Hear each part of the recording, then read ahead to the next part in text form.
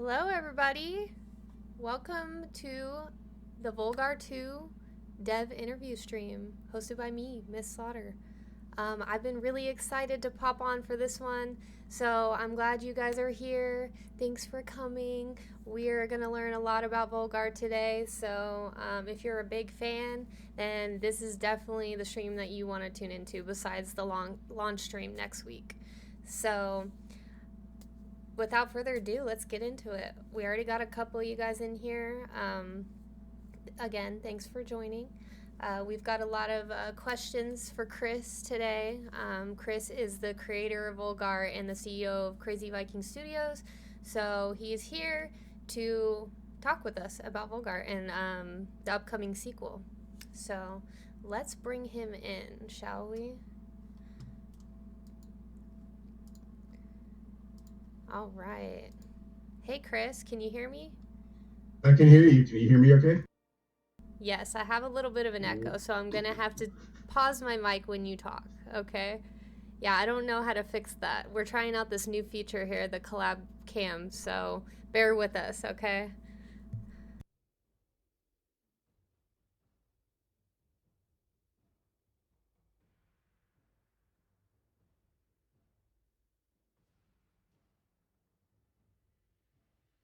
Right?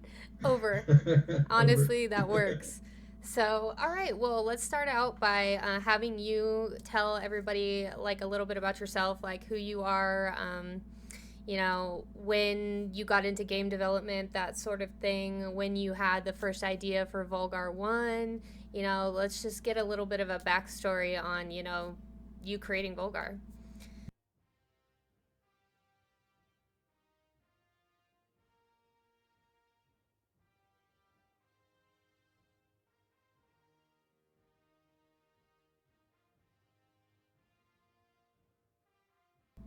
I didn't actually.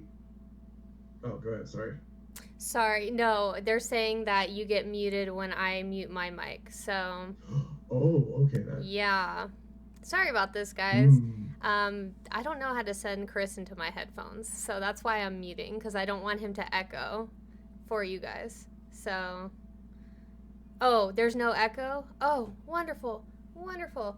Okay, yes, now So it's just continue. me that's using it. Yes. So rewind a little bit, Hmm. Kris, what you were saying, because they missed the beginning of that. So, yeah, we fixed it. So seems like everything's okay with no echo. But go ahead. Hold on 1 second.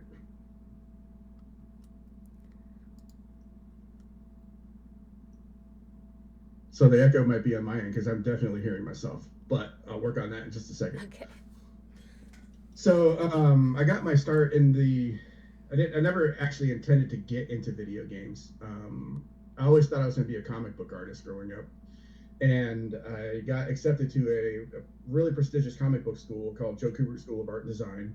And just I got accepted there just a couple weeks before I went to school. My little brother had a unfortunate medical condition that wiped out like any chance of getting to go to that school. So I was looking for ways to, get into college and whatnot to try to pursue that dream. And at the time, and I don't know if this is still true today or not, but the Army was offering college money. So I was like, oh, I'll join the Army for a few years and get some college money and get out. But you get changed when you join the military. It changes you. Your priorities shift and all that kind of stuff. And when it came time to getting out of the military and trying to pursue stuff like that, it didn't seem plausible or, I guess, grown up.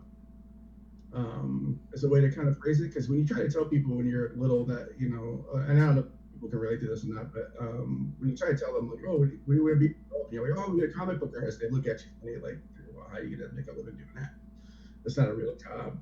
Um, so when I got out of the military, I went to work for my dad, with my dad, at a place called Northrop Grumman, and we worked together on at the time, it was a super top secret project for the Navy SEALs submarine, and I hated that job.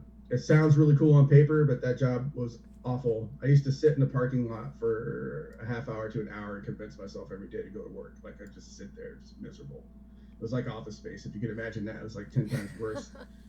So like every day, not every day, but every Friday we were having cake at this place of work where there was a running joke that either someone retired or died, because everybody that worked there is like were really older people, and I was the only person in my early 20s working there, so I was like a child in this place, and everybody else is like 70 years old, 60, 70, 80 years old, and just I couldn't take it anymore, so I quit and tried to do some soul searching and stuff. And at the time, my now wife, but then girlfriend, was like, "Well, my family lives out on the West Coast. Why don't we just go out there and see what happens, with my family support and whatnot?" And I moved out to the West Coast, sold everything, rebooted the life, hit that reboot button on life, and I did odds and ends things. I bartended. I sold door to door vacuum cleaners and knives. I sold used cars.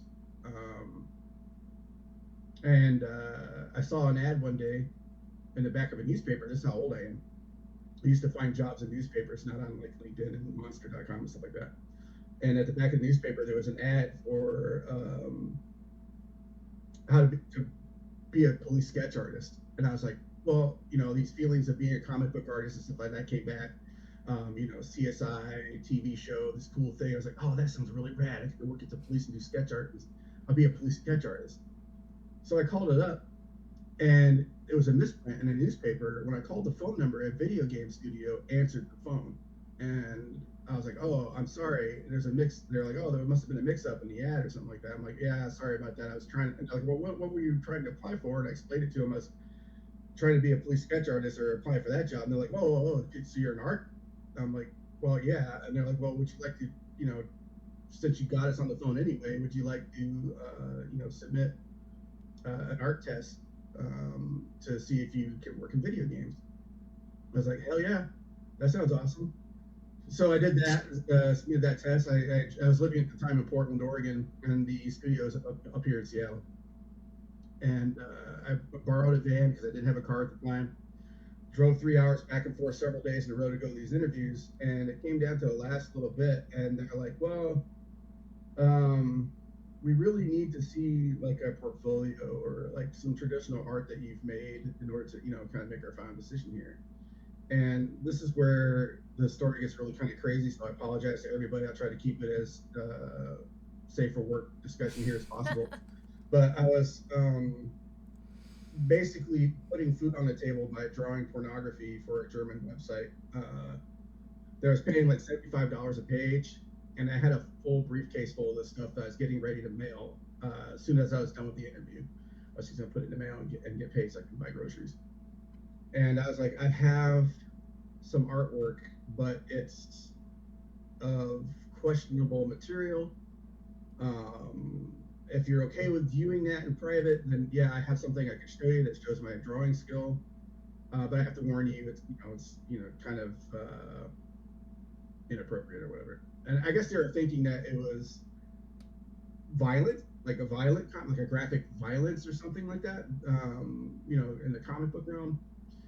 So when I brought it in and they looked at it, you can imagine their surprise. They were equally impressed and mortified at the same time. There was very graphic pornography that I was drawing, and they had a good laugh about it.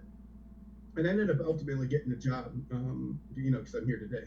But I spent 10 years at that place, and that's a really funny story that keeps coming up, how I got my job doing that. And that's not a path for people to take into the video game industry today. I mean, you need to go to college to get your grades and study games and stuff like that. But I kind of stumbled my way into this. Um, the thing that was really funny at that time was that I also did not know anything about the company. I did not know it was Mormon owned and run. I did not know that the company was only making video games for children, like educational games and small games. And here I am showing up at the place with a briefcase full of pornography. That And kind of makes it even funnier, honestly. yeah, yeah, so I thought I had ginormous brass ones. So anyway, I ended up working there for 10 years. I started off as a background artist. I went into 2D character art and animation, and then eventually a lead artist. And then I was like, well, where do I go from here? And then while I was there at that job, and then I was like, well, there's not really much you can do. We already have a really good art director. Obviously, you're not going to just take that guy's job. So I started all the way over. I was like, okay, well, I'll go to a different avenue of video games. and I'll start all the way at the bottom again on the design side of it, and then I worked my way up through there, and then I did the same kind of similar thing with production.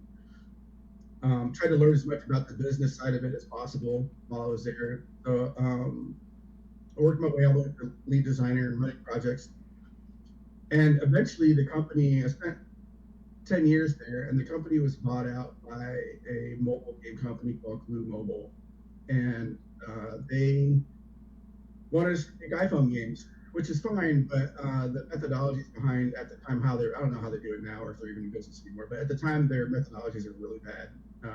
They wanted us to try to figure out psychologically how to, and they told us this to our face, psychologically how to figure out how to get people addicted to things and making purchases and stuff like that. And it wasn't about making video games anymore at that point. It was about how to trick people and play into human addiction, which I thought was really wrong, and I had a moral issue with it. Agreed. It's With like the stuff preying with on psychology of yeah, people with mobile games. Yep, I agree. yeah. And you see some of that. You still see quite a bit of that in that space now, but there's a Mm-hmm. lot of really good ones that don't.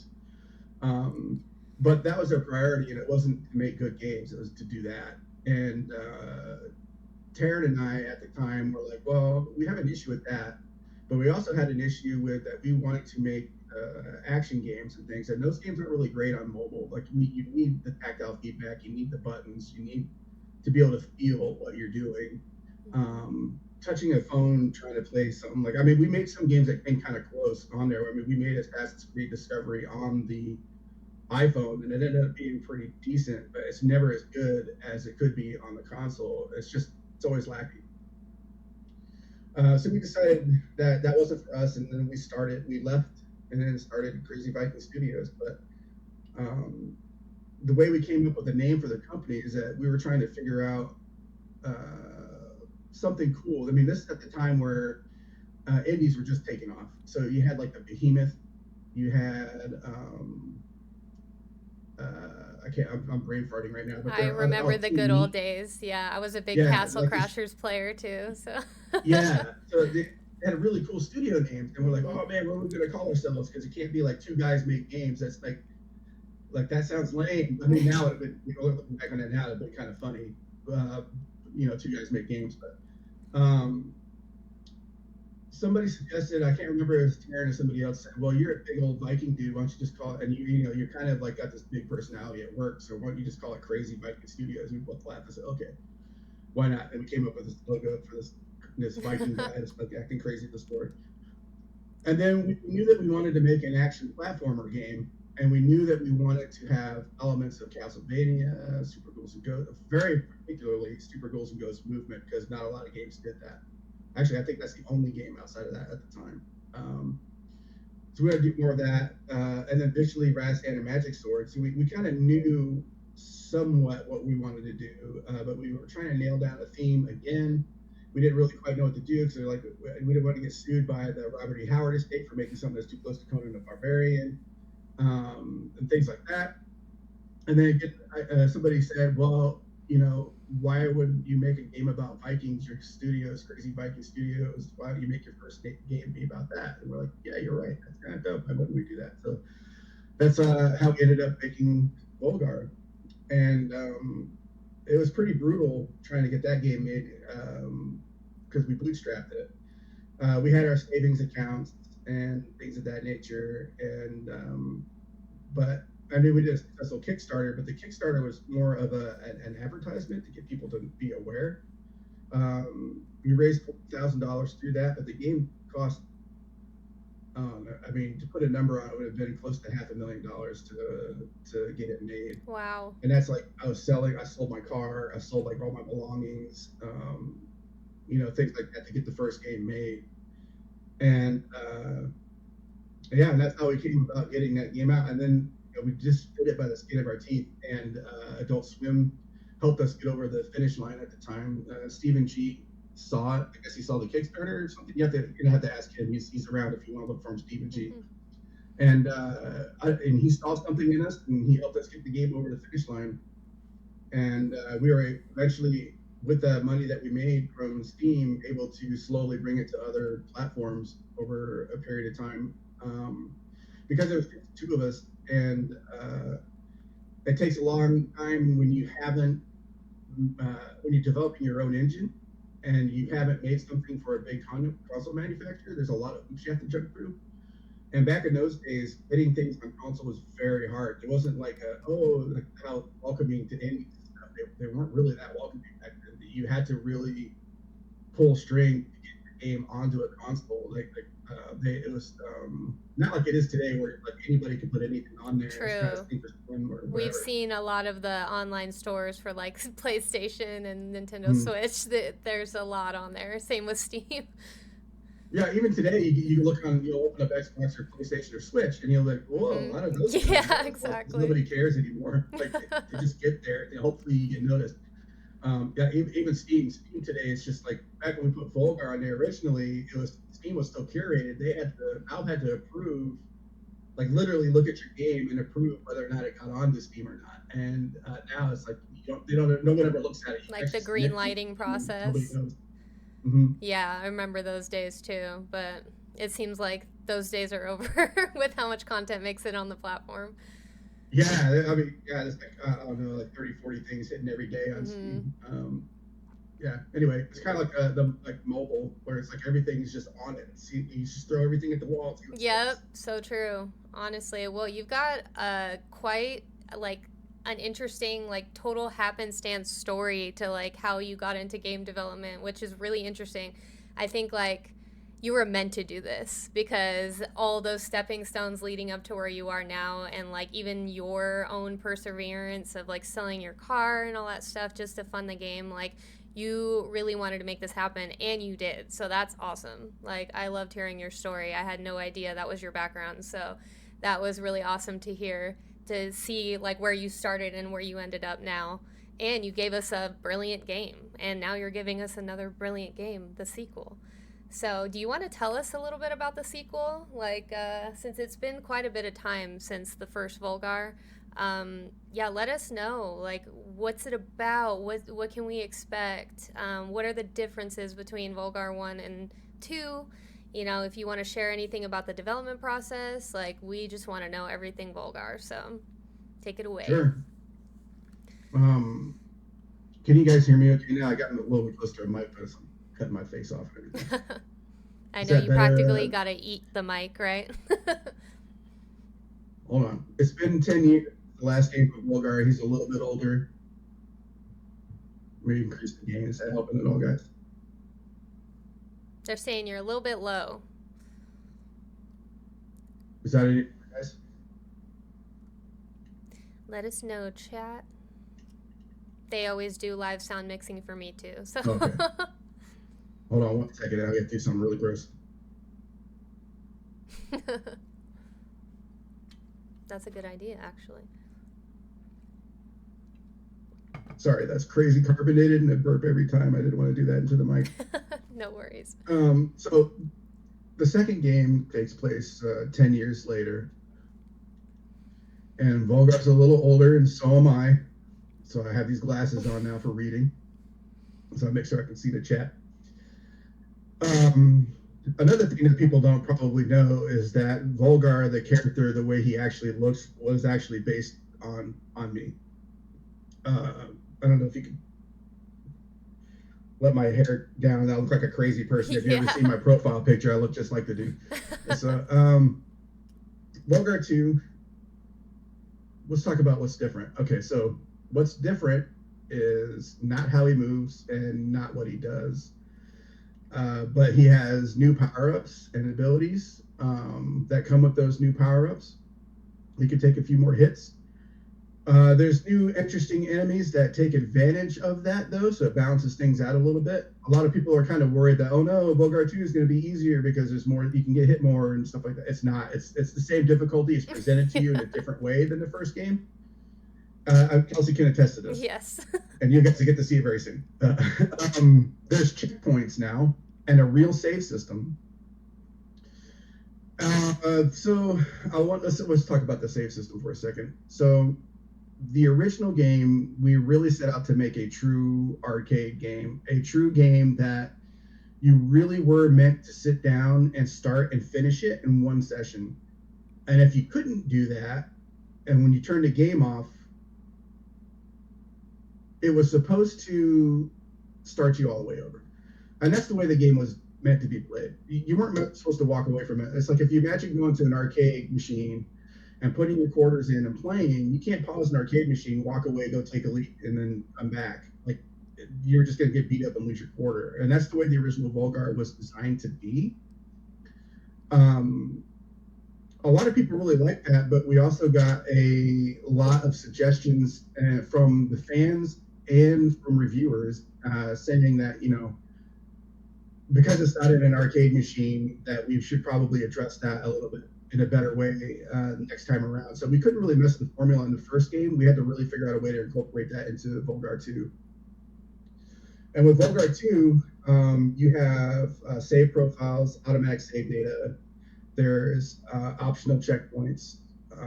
The game saves a lot, so you can actually walk away now. You can reach a checkpoint and go, okay, cool, I'm done playing for now. I'm gonna, back out of my game, close it out, come back to it a few hours later or tomorrow or whatever, and you can pick right up at that checkpoint, and that's fine. That's great.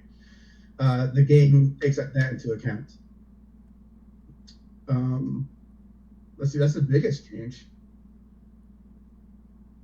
I mean, of course, there's new boss fights, there's new content, new enemies, things of that nature, but it's very difficult to talk about everything that's new in Volgarr without really spoiling a bunch of surprises. But you guys are going to see a lot of that when Kelsey plays this. Yeah, I don't know. Yeah, you tell me, ask me questions, and let me know what you want to know. I'll help you out. I'll tell you. Yeah, I mean, you telling us your story, you kind of covered some of my questions, like what inspired the original Volgarr. Like you told us about the birth of Crazy Viking Studios and how he was like based off of you. That's awesome. Why did you decide to want to do a sequel after 10 years? Okay. Dan just reached out to me and said that my microphone's still kind of low. Yikes. All right. I'll have to figure this out next time. I get a little closer. Guys, let me know if I start sounding like I'm yelling into the microphone, please. So, what was the question again, Kelsey? I'm sorry. No worries. We talked a little bit about what inspired the original Volgarr, but what inspired you to want to make a sequel after 10 years? Okay, that's an excellent question. So, I never intended to make a sequel. It just wasn't something I thought Volgarr needed. And that seems like a really funny thing to say because now we have it, right? So the reason that I felt that way is because I thought that we did a really good job with the first game, and that game was a self-contained thing. It did what it did really well, and I didn't think there needed to be any more said about it. At the time, we really couldn't think of a way to add to what we had built without it being like a DLC or something. But then that went against the design mantra of the entire game, which was when somebody said, "I beat Volgarr the Viking," they knew what that meant. It didn't. They didn't have to ask, "Well, did you beat it on easy mode, or did you, play through the DLC, or like what version of Volgarr were you playing?" It's just no. Everybody had the same experience, and if you can, claim you could beat the game, you beat the game. And it's very similar to the way that Volgarr 2 is as well. But we really thought that was a standalone experience, just like Super Ghouls and Ghosts never really got a sequel. Some of these other games always felt like they were really good and they just stood on their own. And if people wanted to play that, they can just go back and play Volgarr again, just like you can with Super Ghouls and Ghosts or something else. But what we were exploring was more things in the Volgarr universe with new characters and stuff like that. So kind of like spiritual sequels, but with completely different gameplay, with new characters that did new different things, and then eventually having that culminate into a game that shows off all of these characters. So why Volgarr 2 now? We spent years exploring the other things. And then, unfortunately, Taryn ended up with a problem that didn't allow him to work full-time on computers anymore while we're in this process, and had to retire. And so he's pretty much retired now. He still does fun little things on the side and stuff, but he can't work. And that left the company in a spot where we're trying to do the little soul searching, like to figure out whether or not we're going to continue making games with Crazy Viking, or to put things on pause, or what the next steps are going to be. And that's when things kind of really lined up with Digital Eclipse. Started talking with Mike, and he said there's opportunities to help with Digital Eclipses at the time as a new initiative for making the game collections, these really cool documentary style games. And he actually said, if you come over and help us with this, I'll give you the pick of whatever you want. I was like, oh yeah, cool. And there's a lot of really cool. Good I think you deal. saw what I worked on. I worked on Samurai Showdown. I worked on Ninja Turtles and Hmm. um, Lots of good Blizzard titles. stuff, and really really cool. Hmm. And while I was there, uh, something that's happened the whole time since the first game has come out is I was weekly getting tons of emails, tons of messages going, "Why are you guys so quiet? Are you gonna make another game? What's happening with Volgarr 2? Come on, what the hell's going on?" And of course, I was like, kind of like trying to keep everybody happy by saying, "Hey, we're working on secret stuff," and which we were. We weren't really ready to announce anything because we had a lot of demos that are in prototype phases and stuff like that. We didn't want to get people's hopes up over a game that wasn't maybe or maybe not going to come out. We want to be sure about things before you announce them. And so we got a lot of questions about Volgarr 2 the whole time. This is going on the whole time, and then I spent 6 years at Digital Eclipse, and while working on one of the projects, a different publisher reached out and said, "Hey, we would like to make Volgarr 2 with you." And I'm like, "Oh, okay." And so I was like, "I guess now is the right time to do that."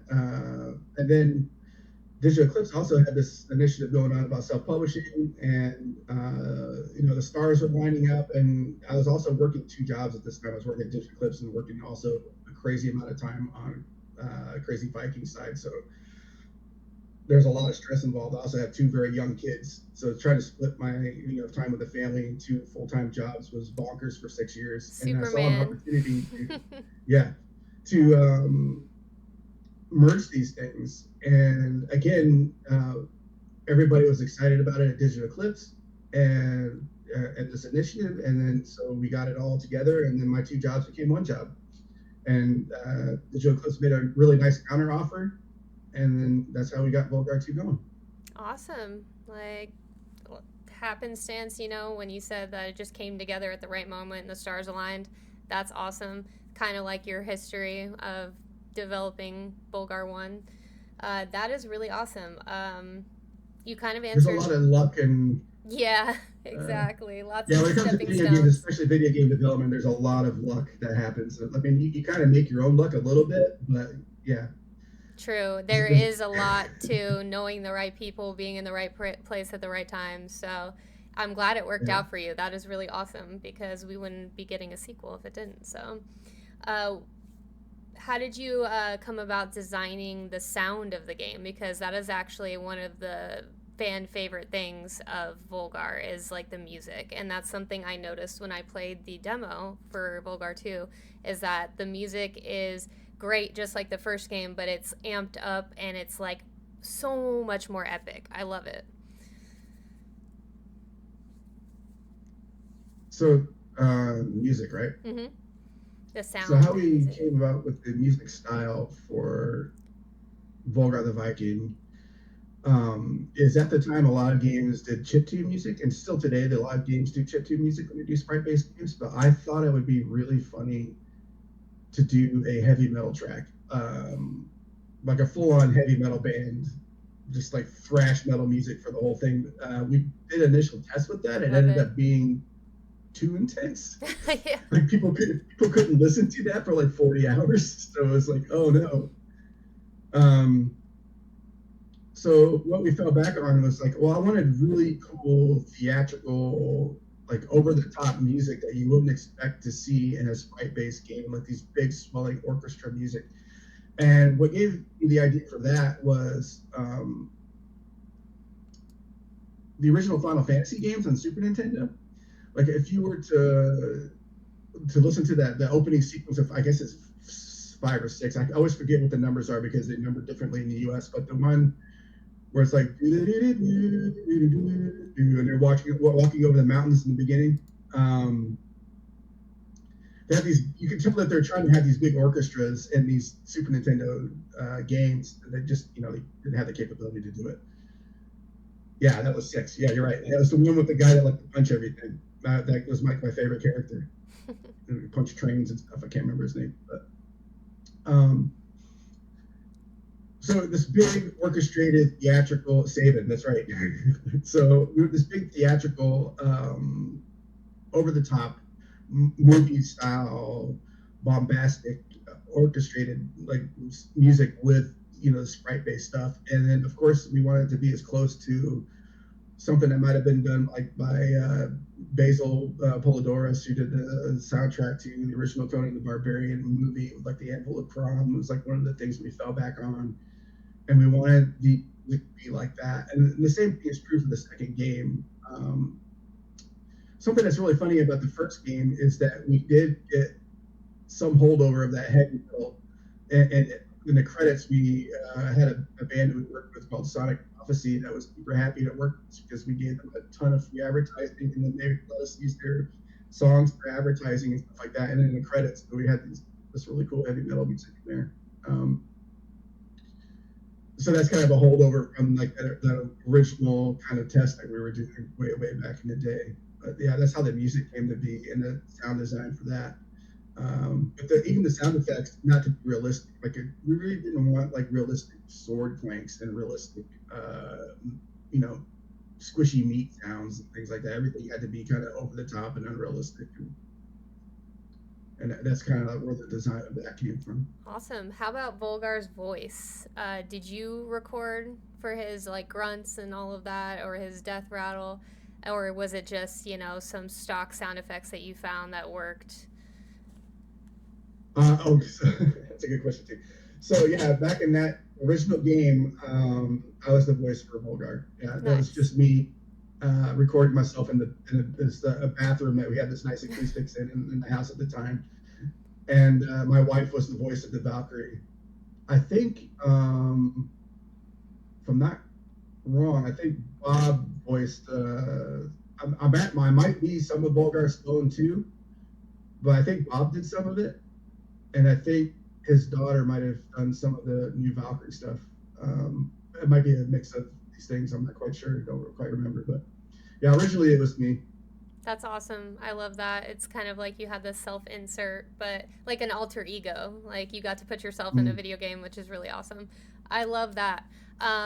Let's talk about something that's big surrounding Volgarr is the difficulty. What does it mean to you? Like, why did you want Volgarr 1 initially to be so difficult? What's your vision behind that?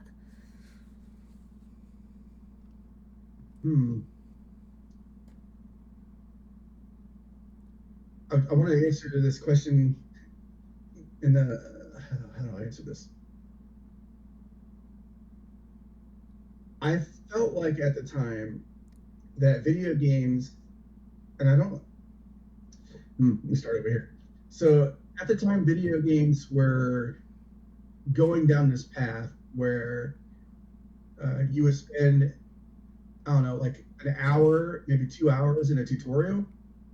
And I'm not kidding when I say this, but there was a game, I can't remember which game it was, but it gave you an achievement because you jumped. Like you hit the jump button and it goes, achievement, yeah, you did it. Oh, no. And I kind of felt like, oh man, well, like what is this becoming? Like I didn't know whether or not to be like, is this inclusive? Is this truly accessibility, or is it insulting and they're treating people who play games like they're dumb? Right, like hand holding. So yeah, it's like, well, how? There's a fine line there, and video games have gotten.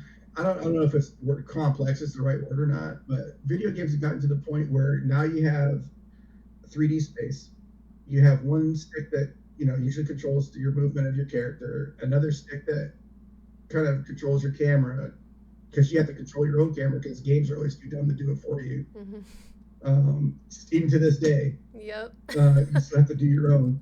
Um, and a mixture of sometimes they do a little bit for you, sometimes not, or they do a reset if you don't hold it for a minute. But then you have the 4 trigger buttons and the 4 face buttons, and now the thumbsticks can be clicked in, and then there's also the D-pad, and like all these things that you can do, and games are becoming really, really complex. So you spend all this time in these tutorials and stuff. And back in the day, if you think about what was on a Sega Genesis controller or NES controller, you had a D-pad and you had 2 buttons. That was it. And your instructions usually were pick up the stupid controller, press every button. Oh, okay. 5 seconds later, you know what everything does because you just did it. Oh, I'm good to go. 1 jumps, 1 attacks. Yay. You move on. Now make a good game around that. And so that's what Volgarr is. And that's what our design philosophy when it comes to making video games in general usually is. It is, how do we make a really cool game with only 1 button? And then you're like, well, okay, we've done everything we can with this 1 button. We're going to need to add another button for this other thing. Okay, do we really need to add another button? And we have to really justify that every time we want to add something new to the game. You have to really justify adding another button or another thing that adds a little bit more complexity. And that's why Volgarr, if you really look at the controls, can be played with 2 buttons. You can play it with any controller by holding up and hitting it back to throw the spear, or holding down and hit the jump button to do the roll. That was on purpose. And so we added modern conveniences to that for the modern consoles and things, because you have more buttons if people want to have a spear button, or have a button that's dedicated to rolling, or have a button that's dedicated to toggling the camera and stuff like that. But for the difficulty, I would argue that there's 2 different paths of thinking about that. Some games start off hard and they make the game easier by the amount of time that you spend with it. And what I mean by that is, if you think about modern RPGs, the more time you spend with the game, the more experience you get, the more abilities you get, which makes you feel stronger because you start to overpower these enemies and stuff like that. But now designers have to think of new ways to make those enemies stronger and even stronger and even stronger, because you're growing at the same time. So it kind of sometimes makes a mess. It becomes really kind of complicated. And those games are fine. I love those games. They're fantastic. But what we wanted to do is get back all the core principles of what made video games really fun. And that was that you were challenging yourself. You were overcoming something as a player. So you were solving Rubik's Cube. You were figuring these things out. That was actually my next question of, was there anything deeper of, wanting to challenge the player and have them adapt over time and get better, and then, the victory is just that much sweeter. Like, I'm kind of a player like that. Like, I really like difficult games because it's not like I'm proving to anybody else but myself, that I can soldier on and I can do it. So games like Volgarr definitely pique my interest because, I don't know, maybe it's a little bit of masochism there, maybe not, but it's definitely fun, and it's really rewarding when you do beat it and you do adapt to the playstyle. You memorize those boss patterns, you memorize those worlds, and you know what to expect, and you will in Volgarr because you will die, and you will eventually come to know the entire path through each level with how many times you die. It's just up to you on, your reflexes and getting better and stuff like that. So I really like that you mentioned that, like, of having that vision of, wanting to see the player get better. Yeah. So with Volgarr, when you leave the first tutorial area, you've pressed all the buttons, and you know what he does. Like, he attacks, he jumps, he rolls, he throws a spear.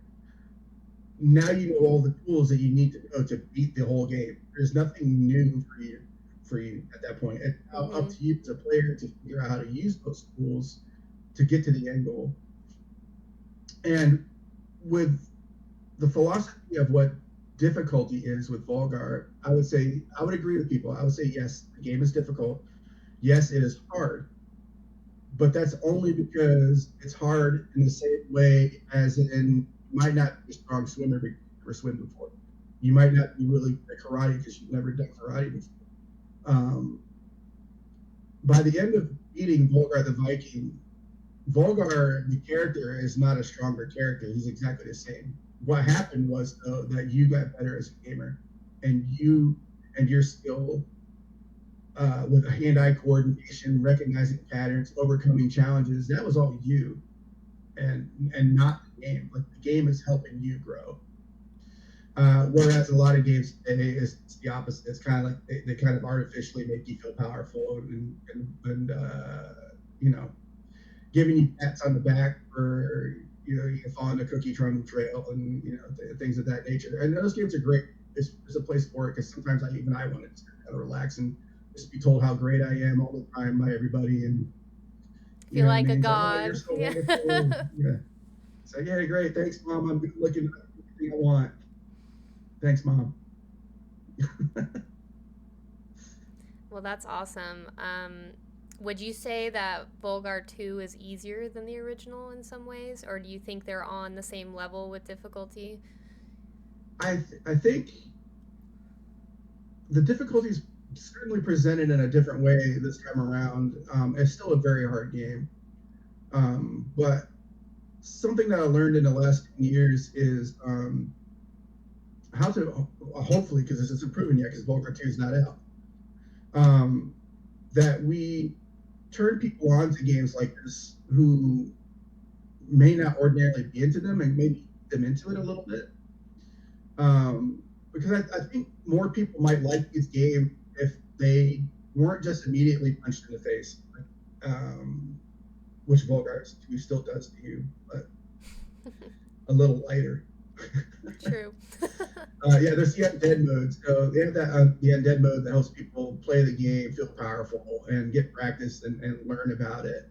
But you're gonna get the worst ending if you play through that way, and that's intentional because it's tied to the narrative. Um, if you find yourself not liking to be undead Volgarr and being turned invincible or whatever, you're free to back out, delete your save, start over again, just like you would in an arcade game. That's the whole philosophy of Volgarr. You want to see the best stuff, you got to play better. If you want to practice, stay in undead mode or don't if you don't like it. But that's going to require that you start over, though. I really liked that when I played the demo because, like you said, it can help you see more of the game being invincible, so then you can train your memory on what to expect later, so then it helps you play better when you're not in undead mode. So I really like that that's an option. Even, like you said, it's definitely not hand holding because the game is still very much hard, even when you're in an undead mode. Like, you will still die a lot, whether it's to the pits or anything else.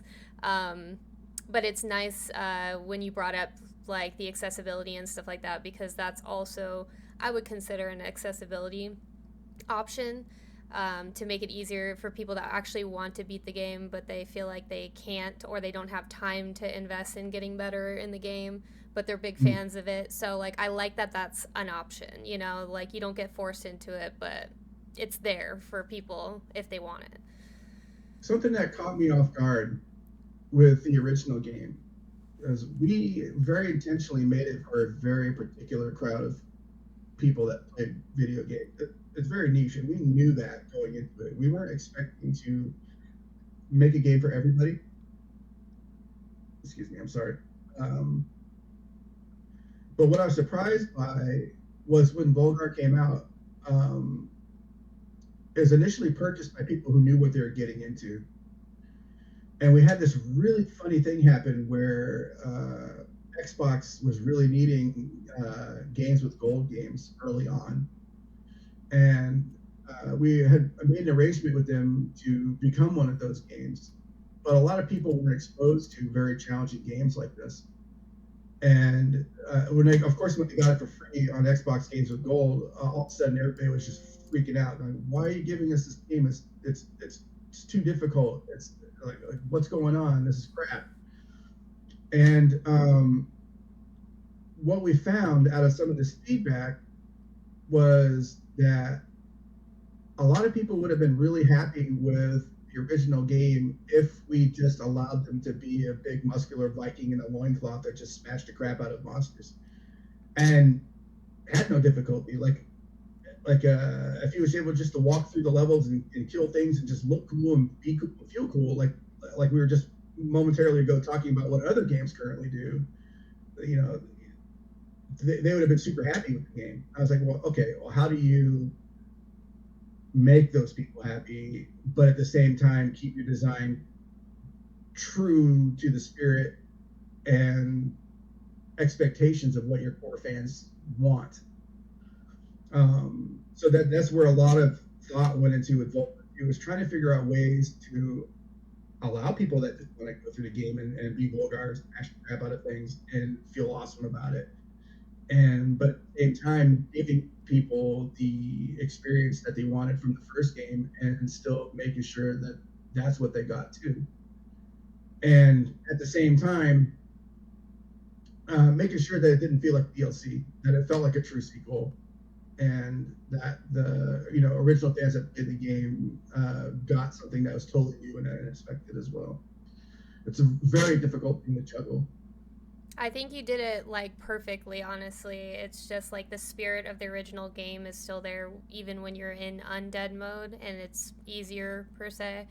Um, it's still not that easy. So, like you said, you still get that difficulty, but you also get that easiness if you want it. So, I think you found a perfect middle ground from what I've played so far in Volgarr 2, and just to make it different enough from the first one as well. So, it definitely doesn't feel like a DLC to me and what I've played so far. I think it's definitely keeping its original spirit, but just more iteration and, more things to expect, a little bit of differences between the first game and the second, but it definitely stays true to its vision and spirit. And yeah, you guys did a great job on it. And I'm really excited for the game to come out next week on Tuesday, August 6th. So, wishlist, pre-order. We got some discounted pre-orders available now on most major platforms. Steam, you can wishlist it. It definitely helps out the developers too if you wishlist, and obviously pre-order. There are bundles, Volgarr 1 and 2, if you haven't played the original game. So definitely go check that out. We're like less than a week away from the launch, so you're going to want to check it out. It's a lot of fun, and if you stay tuned after the interview, I'll definitely be playing a little bit more of the demo, so you can see exactly what Kris was just talking about in action if you missed the last stream. But yeah, right now, like, you gave us a lot of information, Kris, that we really learned a lot about Volgarr, so that was awesome. Thank you for sharing your stories. We definitely want to give the chat an opportunity to ask some questions. So I Sure. know some of you Let's do it. have asked some in chat so far, but if you have any more, anybody that just tuned in, anybody that's been watching and hasn't asked one yet, definitely throw that in chat, and then we will go through them and Kris will answer them for you. So let me see if I missed any up here. I think our first one, Metal Man. I have a question for Kris. In developing Volgarr 2, what was easier about it than Volgarr 1? What was harder? Okay, so I'm gonna ask a question to that question. What was easier about making Volgarr 1 versus Volgarr 2? Or what is easier or harder in the game Volgarr 1 versus Volgarr 2? In developing it, what was easier? Oh, and developing it. Ooh, okay, so one major difference is that Digital Eclipse was a massive support and financial backing of creating Volgarr 2. And I was not starving to death selling all my stuff. So that's one major difference. Definitely. The actual process itself, there was, well, in Volgarr 1, we were simultaneously developing a game and a proprietary engine at the same time, and developing an engine that would support all these consoles. So that was very difficult about the first game. The second game because I never intended to make a sequel for Volgarr, was literally spending the insurmountable amount of time figuring out what the design for the game would be, how it would work, why it would work, the mathematics behind everything, and then executing. Now, some of the things that were easier about Volgarr 2 is that we already had the engine for the most part. We already had done all the growing with that part of it. But we spent months and months and months refining every little detail about where every little monster is put, everything that went into creating new enemies, everything that went into trying to figure out new things that Volgarr could do without breaking the game. A good example of this would be early on in development, we were trying to introduce a new move to Volgarr, basically, where if he was going down a slope, he would continue his momentum when he hit the ground and run. So Volgarr used to move very slow, and we're like, okay, well, let's add this running technique to him if he goes down the slope and starts running, and then he could do a shoulder tackle out of that. Well, it turned out that Volgarr started to feel like Sonic the Hedgehog, and it did not work at all, and it completely broke the game, and it ended up being really dumb, and so we ended up throwing that all the way, and then keeping it the way that it was, and just really sticking to the roots. So those are the major things that were easier and more difficult between the two games. I definitely noticed that the encounters are very meticulously crafted. So I really appreciate that. You know, being a retro FPS fan too, with all the monster placement and everything. Like I definitely notice that when I play games like this, and I appreciate it because it's not easy to balance a game like that and make each encounter challenging, rewarding, fun, engaging, all of that. So I noticed some of that in the second Volgarr when I played the demos, so I'm excited to get further in the game if I can. Yeah, there's nothing in Volgarr 2 that was just put in there just because everything there for the timing of it, placement of it, wherever it is, very specific purpose.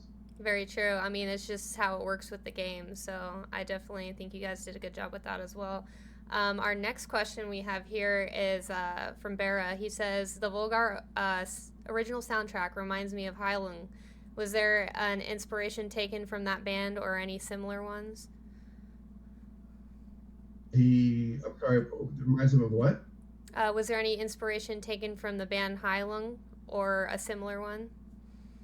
Like any black metal influences or heavy metal influences? Oh, I don't know. The heavy metal song that appears, the two songs we licensed from a band called Sonic Prophecy, we knew that we wanted like a harmonic, Dragon Force type metal band, and we wanted it to not be too serious, but also not silly. And Sonic Prophecy was a really good balance of the two. Um, as far as like what their influence were, I don't know. But we used a song called Heavy Artillery and oh my god, it just totally brain farted. It happens. We had two songs from them. Sorry, I can't remember. But if you go and look up Sonic Prophecy, you'll hear their music and find other band similarities, the Dragon Force and whatnot. That's really awesome. Yeah, I think some of the best game soundtracks do have some really important influences behind them. Do we have any questions here? Now, if you were talking about the orchestrated part of it, like the orchestra stuff, that's the inspirations for that were like Basil Polidorus from the original Conan the Barbarian movie with Schwarzenegger. That's awesome. Anybody else have any questions that they'd like to ask Kris? He is here and he will answer anything, all things Volgarr. So let us know if you have any last minute questions here before we let him loose. I guess Tony here has a question. The crows in Volgarr 1 are the real final boss. My question is, where did the idea of using spears as platforms come from? I've played lots of platformers, and Volgarr is the only one that did it.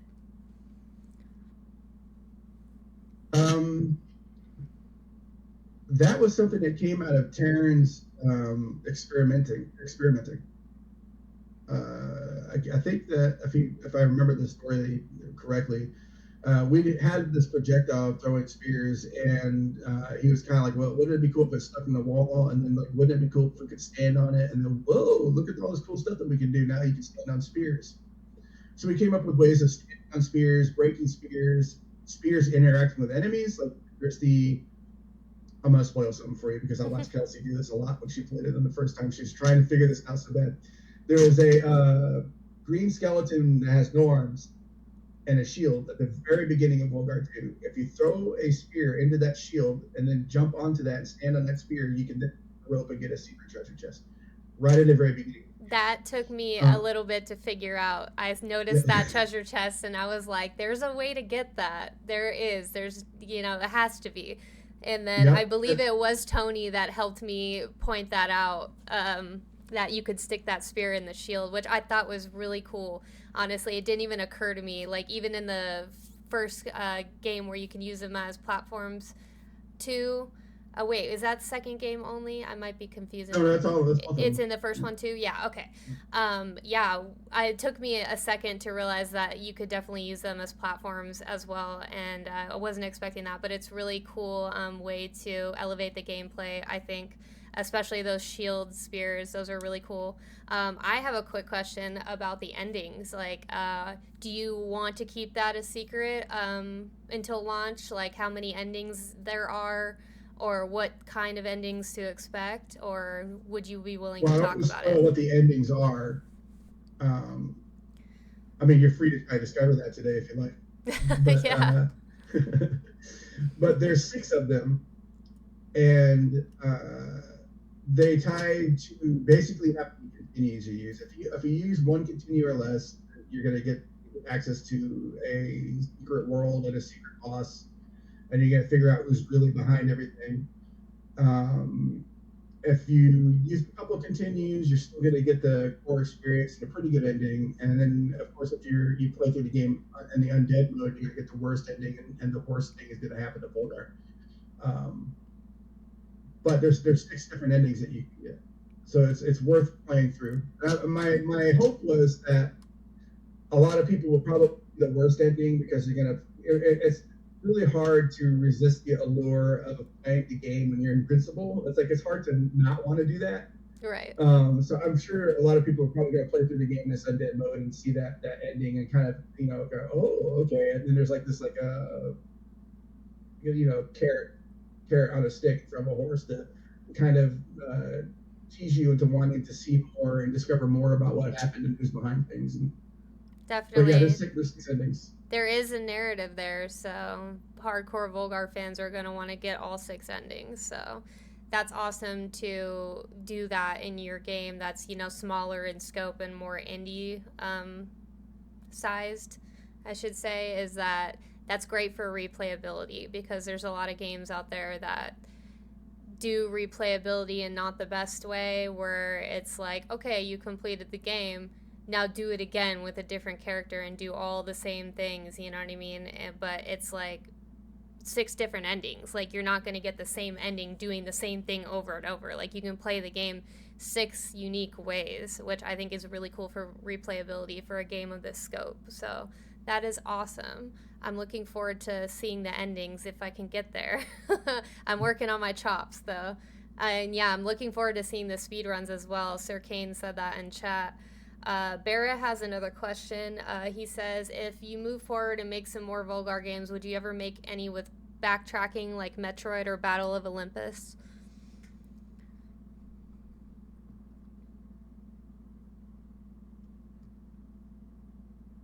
That's something that comes up a lot. I love those games, and the answer to that question is I don't know. But yeah, there's a long silence there, and there's a lot of Metroidvanias out right now, and there's a lot of really good ones. Not to say that I couldn't make a good one, but is that thing appropriate for Volgarr? That's the question I would ask you. Volgarr plays the hero plays a very particular way. having backtracking and keeping the mechanics at the way they are right now would open up a whole weird can of worms. So you need to do something like give them a real health bar. And then is that really Volgarr anymore? Now you're talking about something that might be a little bit different, but happen to be with a Viking warrior, right? So I'm not opposed to that.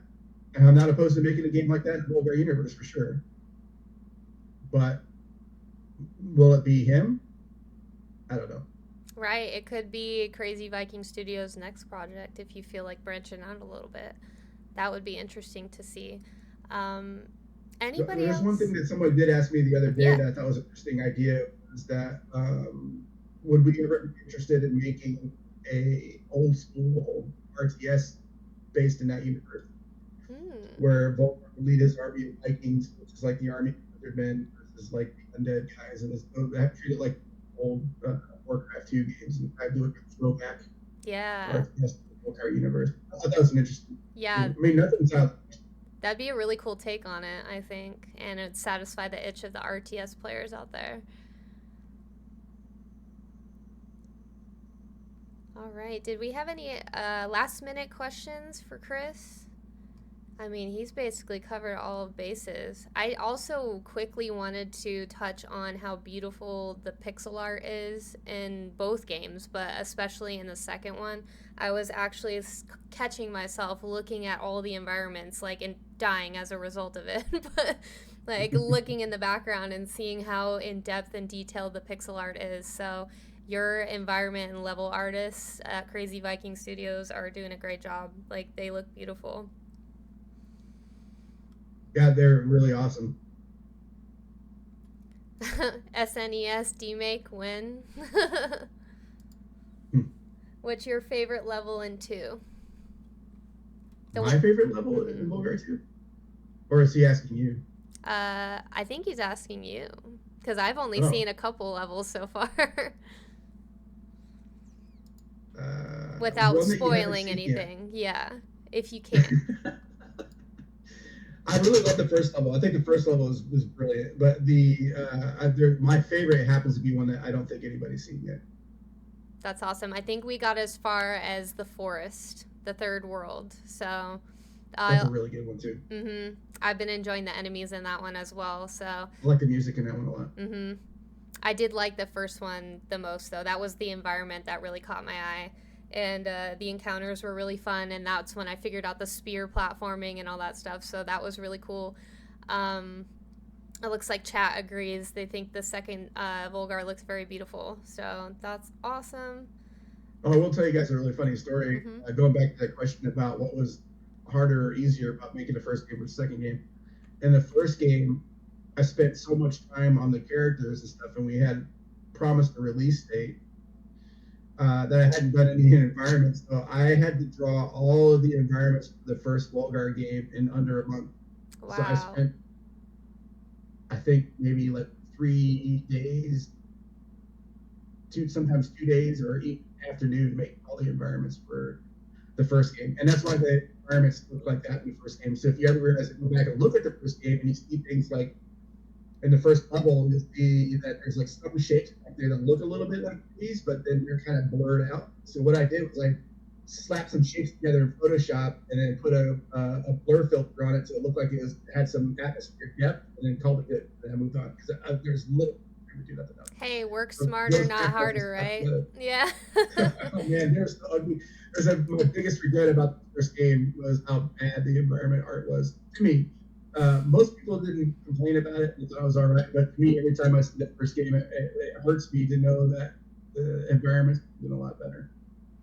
Maybe there's a director's cut in the future or something like that where I can go back and fix those environments, like what's his name on Netflix keeps doing with all this stuff with the Superman and Yeah. Yeah, I know who you're talking about. I'm blanking on I his always forget name his though. name. I know chat will know. Zack Snyder. Zack Snyder, yeah, That's he it. just Okay. he just released Rebel Moon. Turns around, released the director's cut of Rebel Moon like he did on Netflix, 4 hours long. But anyway, yeah, if I were to revisit the original Volkswagen, my biggest regret was how the environments turned out. I would go back and remaster those, and who knows. Yeah, that could be really cool to see maybe down the line, like, Night Dive has been doing with remasters and all that. So it could be a fun project if you find the time, or if you just Mhm. want to develop something totally new or something totally different in the Volgarr universe, like you said. But yeah, I think that's everything, unless anybody else has any questions. Do you want to say anything else, Kris, before you head out? No, I just hope that you guys. I mean, you waited 10 years for the game. I just really hope that you like it.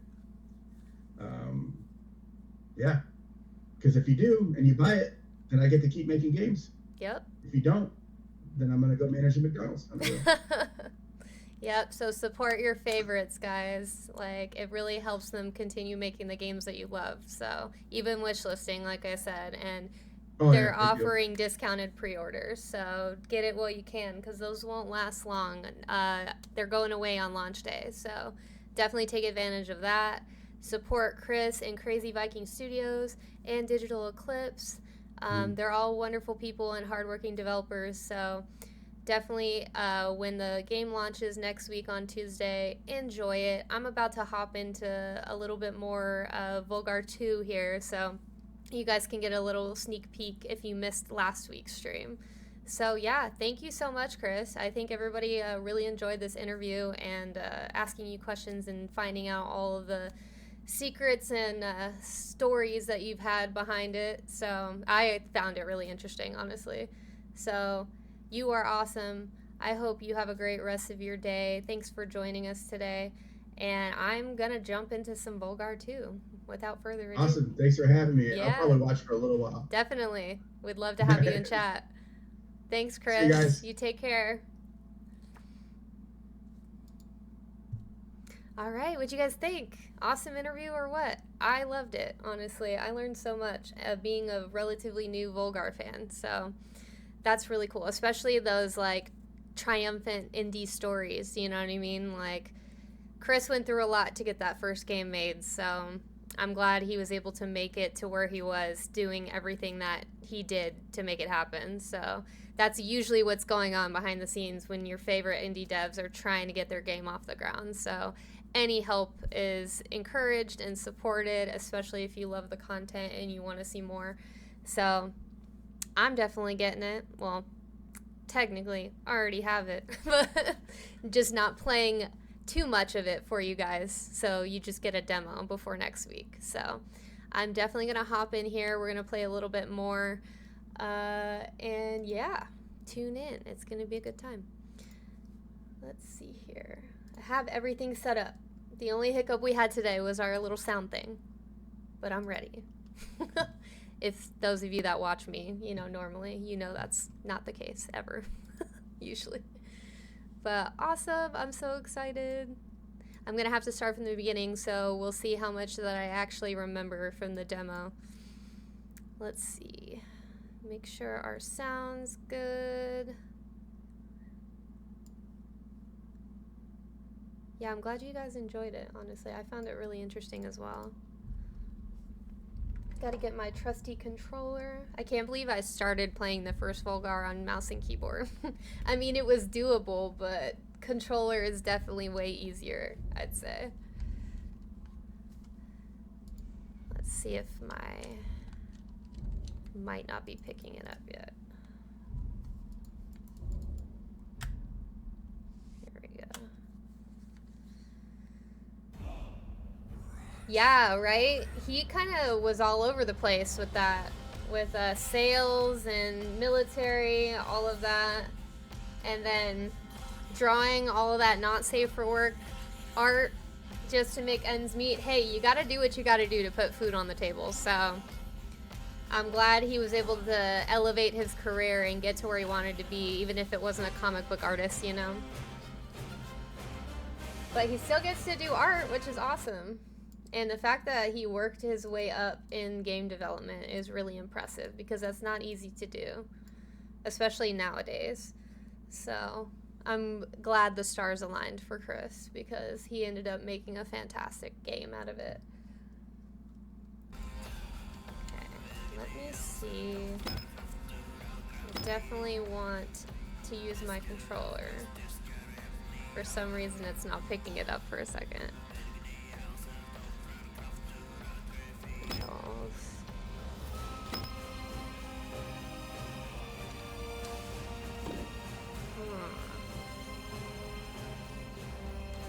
Weird. It launched just fine before. Ah, there we go. Perfect.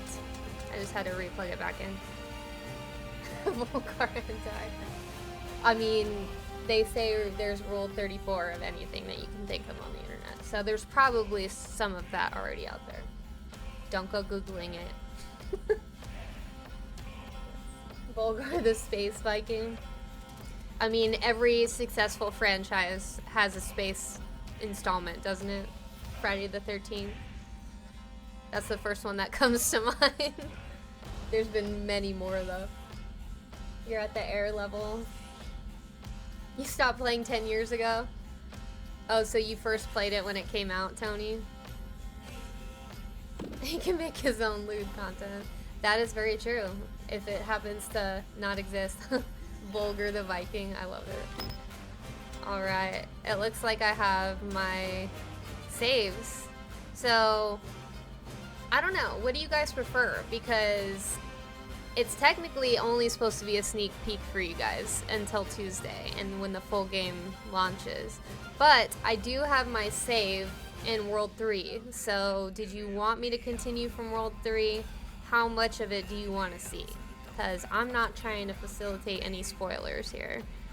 Because I know how everybody is with spoilers. I personally, depending on what it is, don't mind spoilers because it's kind of like you're just hearing it for somebody and you're not experiencing it, you know?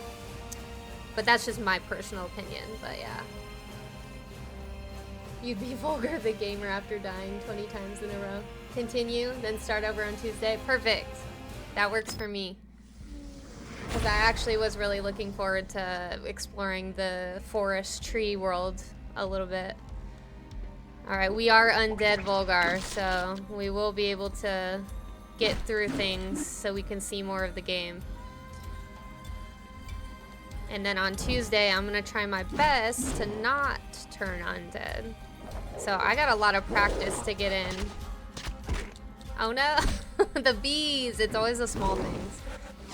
Yeah, I'm going to try my best and practice before Tuesday so I can be a little better for you guys.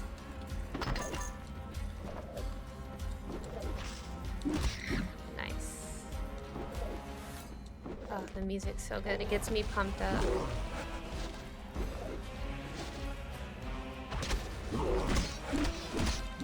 Get that tree. He's like, nope, you can't see me. I'm hiding with my eyes closed. That spider. You come down here. Oh, I guess he answered my call. Like, if you can get pretty far. Tony, don't say that, because you know I'm fueled by pettiness and spite. I will get far just because you said that.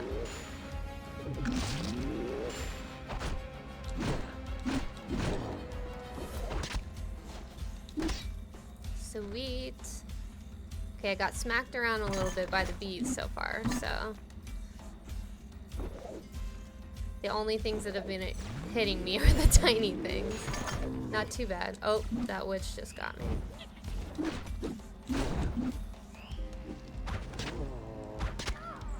Got her. I really like the beats and the music. I like beats that make me like bounce while I'm listening. The bee! I'm telling you, it's just the bees. I was doing so good until the bee knocked me into the pit. But Tony, I saw a comment that you made earlier.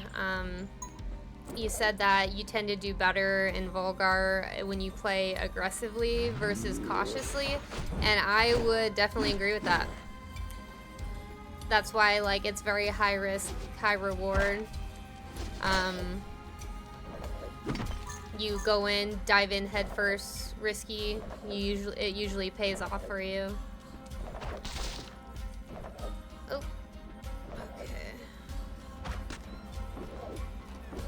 We're getting that treasure chest. Yes, please. Oh no. Oh.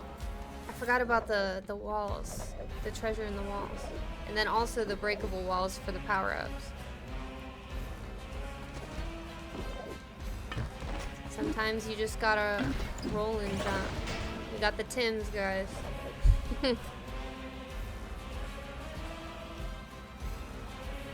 Finish the game before release so you can submit a speed run. Oh man, I was a QA tester for a long time, but I never became a speedrunner.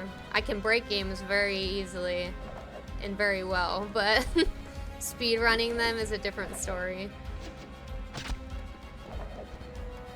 Honestly, I feel like speedrunners would make excellent QA testers. Especially when we need to run those tests that, you know, complete the whole entire campaign before you go home, just so we can do a sanity check. Oh, that was kind of cool. How it force fielded me away.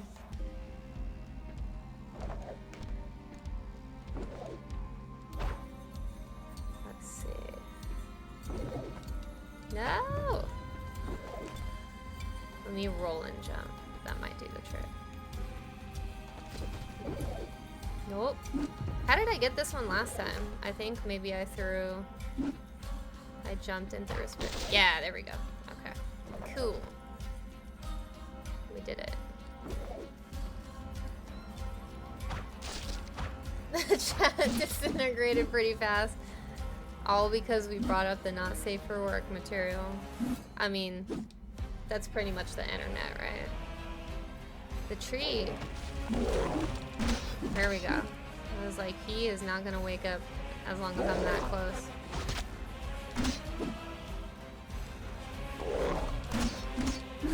He keeps going back to sleep.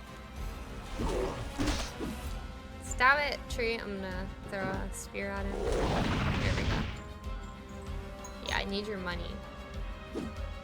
Need a getting over it with Bennett funny style level for this.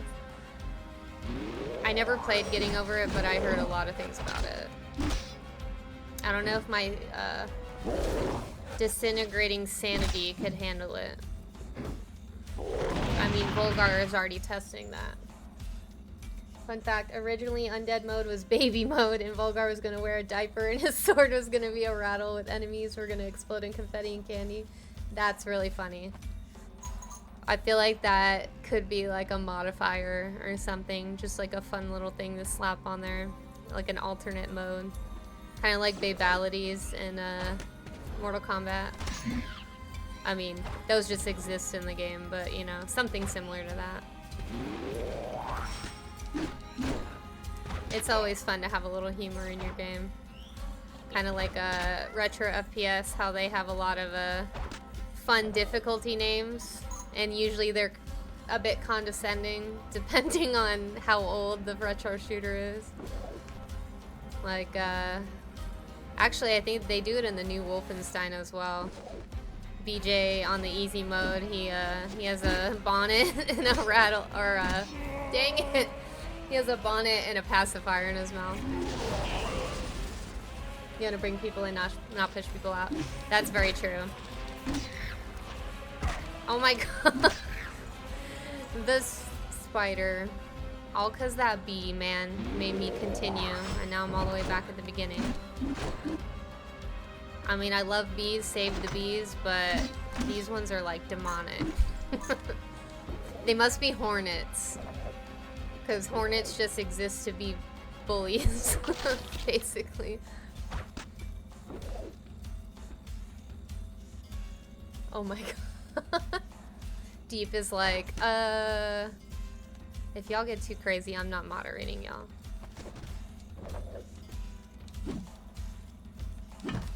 Free April 1st. You kept the art. Yes, we got our Tims back, our fresh kicks. They look like they could be made out of hay or straw or something.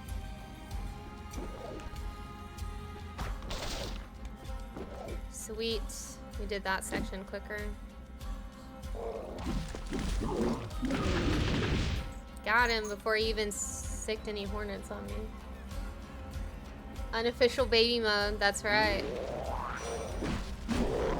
But on Tuesday, it's not gonna be baby mode. I'm gonna have to lock in, you guys.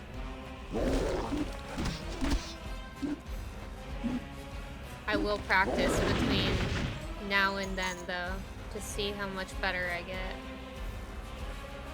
Because with ADHD, that's like an added difficulty of your focus issues and also like your mind being in 50 different places at one time. So like you gotta really pay attention and focus on these encounters in order to make the right decision. Especially if you're avoiding undead mode. Beautiful. I like the little daggers in the ground to tell you when there's a hidden thing around. Haha! She teleported right into that. Love it. I like the reverse force field too. It throws you off in the best way. Okay. No! Don't destroy it, whatever you do, Volgarr. We need those. We need every checkpoint we can get.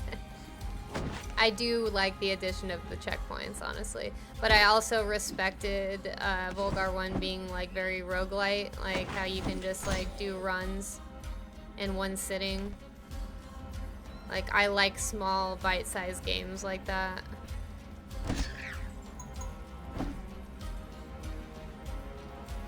2 levels until you get undead. Already lots of exposed nipples in both Volgarr games. Hey, who doesn't like a good Viking nipple? I'm just kidding.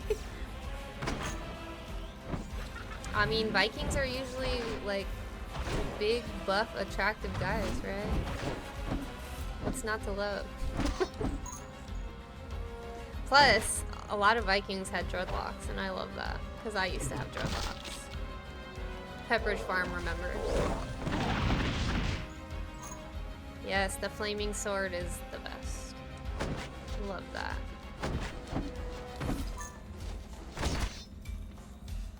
Okay. No, Tony, don't you dare curse me by saying that I'm gonna get undead mode in 2 levels. Oh my god. The bees. They're literally the bane of my existence in this level. I'm having a relatively easy time with everything else but the bees.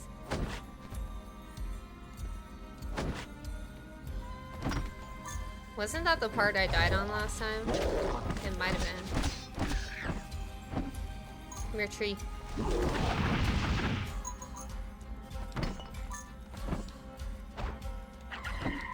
Oh.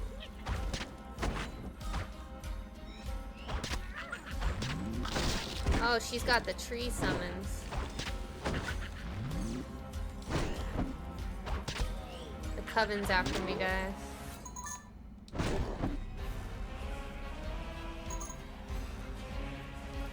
Those darn pits when you're in undead mode. You didn't get to the crows in 1. They're so fast. Oh, I will. I plan on beating Volgarr 1. Because I can't just not beat games that I like. Especially because I want the street cred. I want the I beat Volgarr street cred.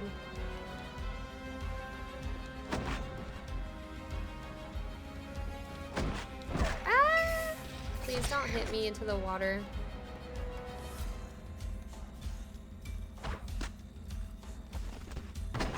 Yes. I'm thinking... Oh god. No! I pressed the wrong button and he rolled. That was my own bad. Can't even blame anything but me. I was trying to zoom out. I forgot what button it was.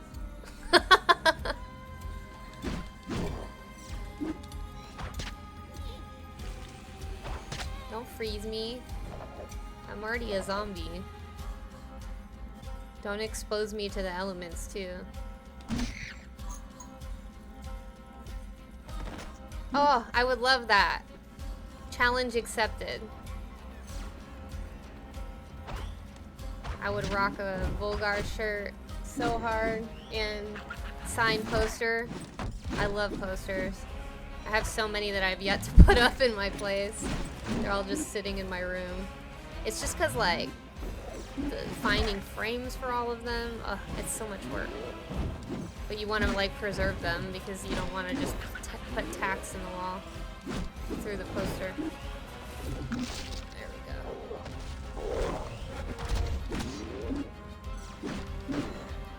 That witch, she's really trying to make my life harder now. Oh, thank you. My trusty Valkyrie. Yes. No more bees.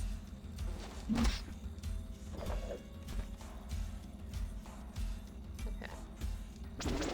Oh gosh. How did I get it before?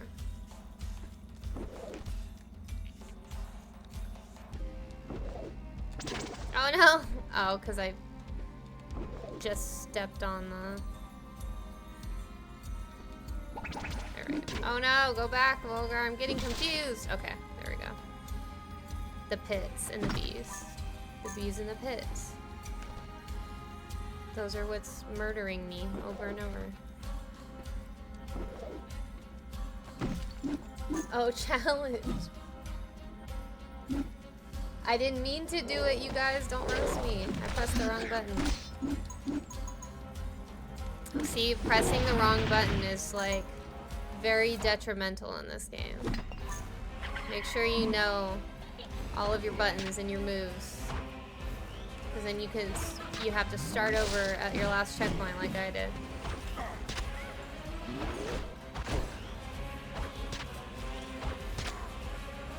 Give me that. The witches are juggling me right now. I am rusty. Yeah, there's different totems and they do different things. I want my flaming sword back. You guys are so much easier when I have that.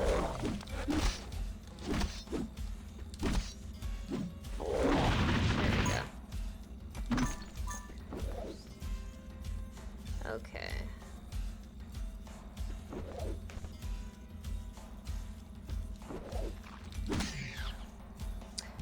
Heck yeah.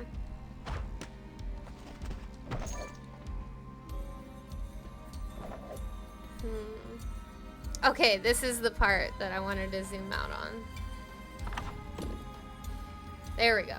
It was the other bumper. I pressed the wrong bumper.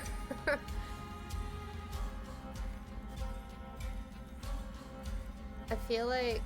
I don't know what the point of that totem is. I feel like it's hiding some secret area, but should I risk it for the biscuit? I don't know. Oh, I gotta jump in. There we go. Can't do it from that close.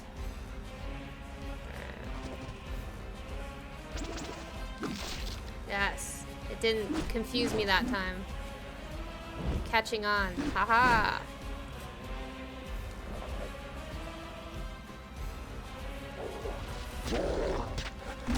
No bees. I will kill those hives before you can even spawn them. Let me at them. No. No. There we go. See, this is why we need our flaming sword. That guy would have been dead a couple hits ago. Countered.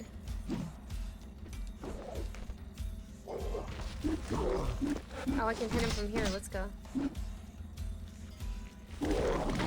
Yes. Love that. That looks like you can get up there.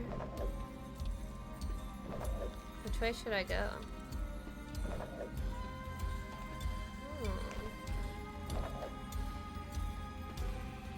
I'm gonna see what's up there. There might be a chest. I think I took this way before.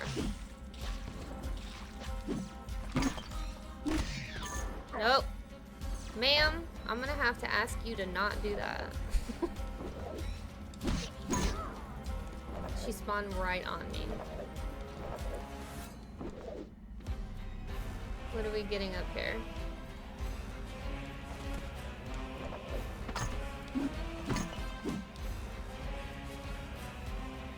Oh, I'm just backtracking a little bit, I think. Oh, wait. Hey! Oh, well, there goes that I just picked up.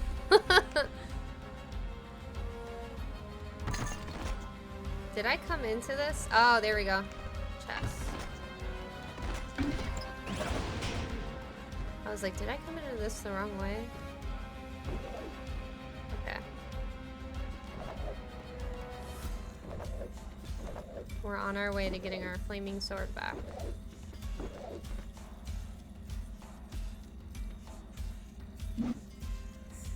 So if you see a sword hit the walls, yeah, the little dagger sticking on the ground.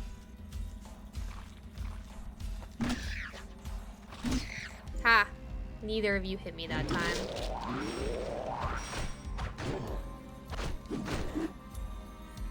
The tree guys remind me of that character in why am I blanking? Little Big Planet.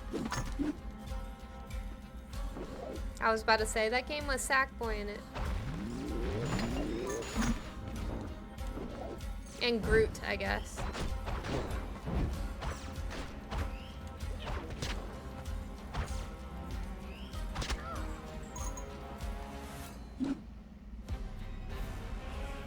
It's like trying to drive drunk, talking and playing Volgarr at the same time. Literally. I'm surprised I've gotten as far as I have talking. Oh gosh! Oh my gosh! We did it, but this bee is about to ruin my life.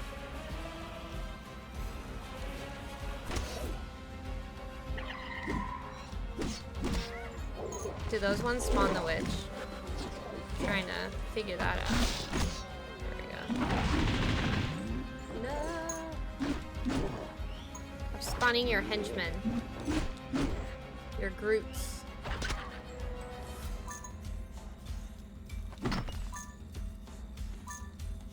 The bee didn't ruin my life, you guys. I'm so happy.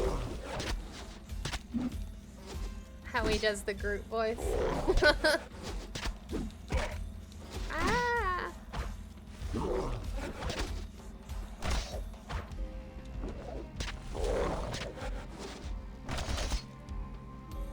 Come on.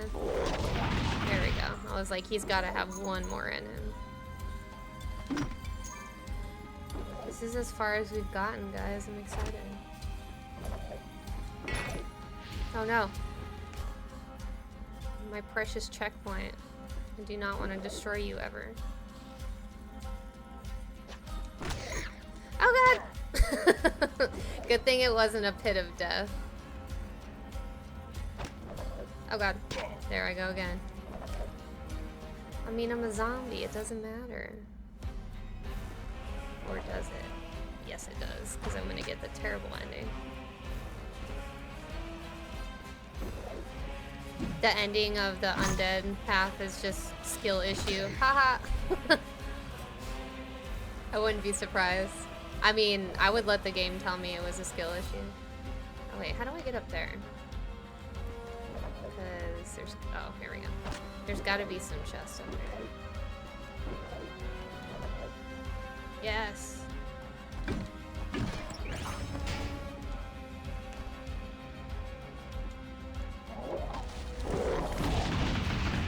See? So much better with the flaming sword.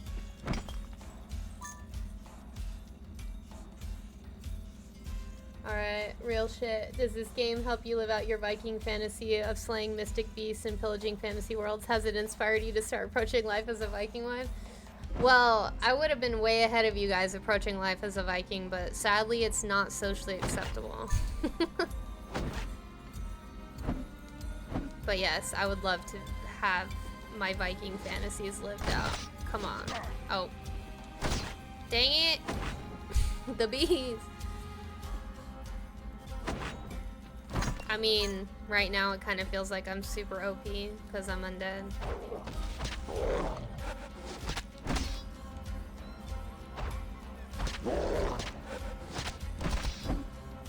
Come on. Wake up. I haven't been arrested yet lately.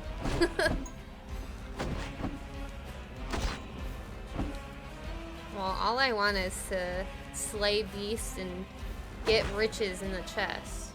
That's all I want. Is that too much to ask? Ah! Spiders and bees. It's the bugs that are giving me hell.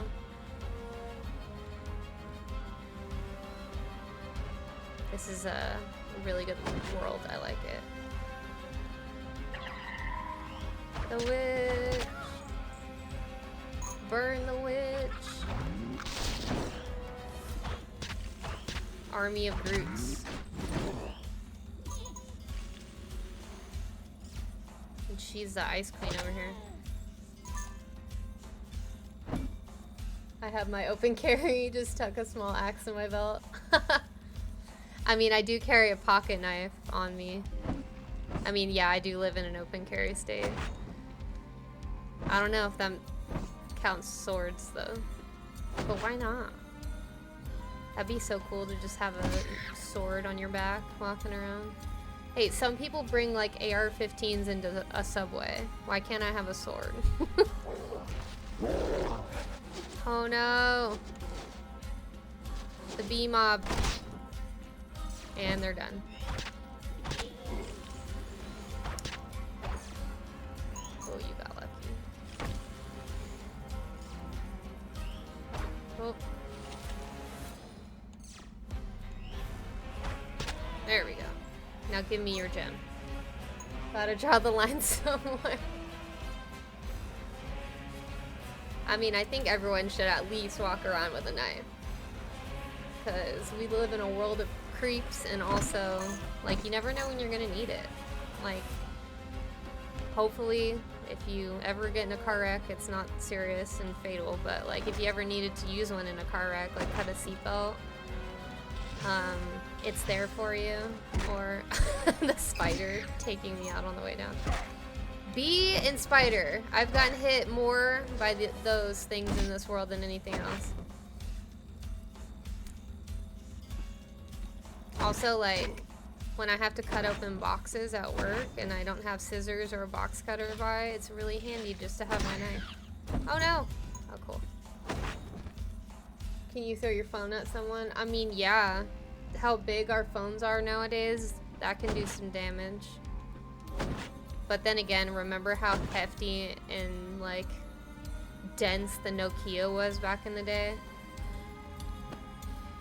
Yay, we made it to level 2.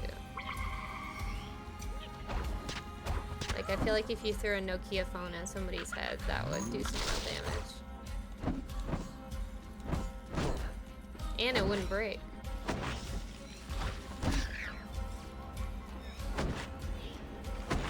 Yeah, in order to be successful in Volgarr, you have to play like a badass. Aggressively and badass. Oh gosh, this spider, it really wants to kill me. I got ambushed. Ha ha! You guys better laugh at my dad joke.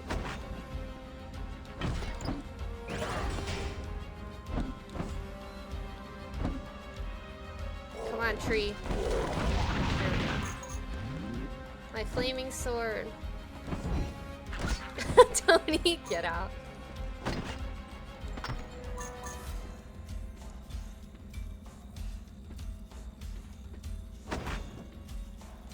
Okay. Bee time. Strategy bee time. Ah! Oh my god! No! Oh! The bee hit me back on the platform. I'm so thankful for that bee. Let's be real. Be real. You guys are gonna hate me by the end of this stream. Okay, I'm scared for this. I feel like it's gonna... Oh gosh. How do I approach this? I really wish we could throw spears while crouched. That'd simply be too easy. Not be real. Resting Viking face. I definitely have that. How do I do this? I'm scared. I don't want to. I mean, I'm not that far from the beginning of the level, but I want to say jump and down sword, but like, isn't that the force field one that pushes you out? It actually might be the reverse one. I think it's the reverse one. Let's test it out. Oh my god, yes. It is. We did it. If that was any other one, if that was the one that pushed me out, I would be so scared. Oh god. No! Go away! That bee almost ruined my life again. It saved my life, knocking me onto the platform, and then that one almost ruined it. YOLO. Well, apparently zombie Volgarr lives 1,000,000 times. Unlimited times. Because he's already dead. How can he die again?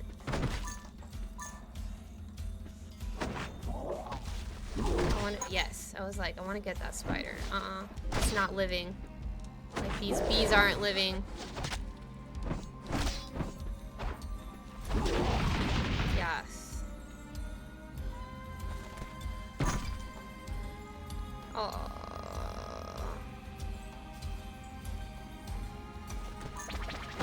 Oh no, we went backwards. That would have been flawless if that totem wasn't there. Sweet.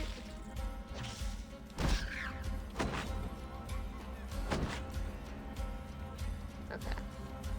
Oh yeah, this one just goes away. Oh wait, it's the witch one. It goes away, but then the witch one.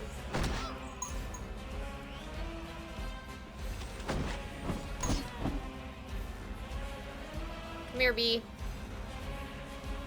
We're not doing this right now. There we go.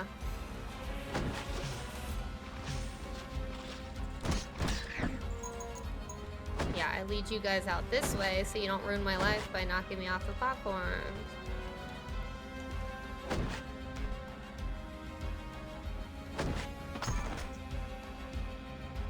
Yes, checkpoint. We're doing it, guys. And I'm mostly kitted out. I got the helm.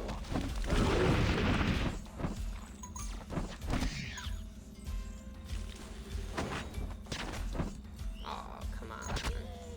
Nice. I like that in this mode. One spear takes them out. Look at them around the cauldron. I don't think so, ladies.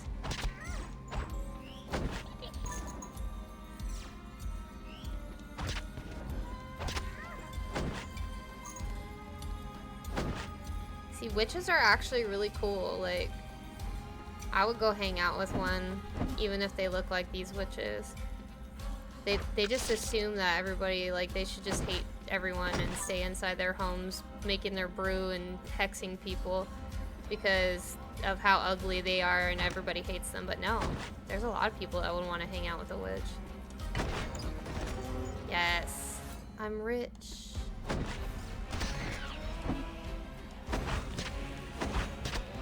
Got her. No, I want that treasure. Oh! Heck yeah. Give me the treasure. There we go. You wish Volgarr 1 had green shields. Me too, Tony. Me too. Now I'm like ultra invincible right now. Is that acid water? That's what it looks like. It's all bubbly.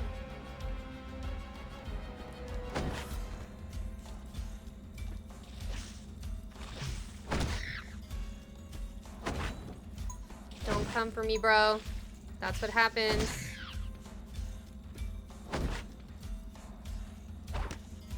Just in case. An extra platform doesn't hurt. Groot, go away. Flaming Groot.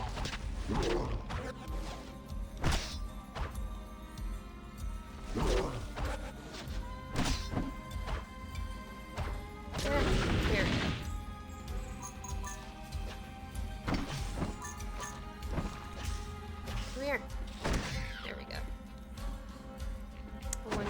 Is there anything up here?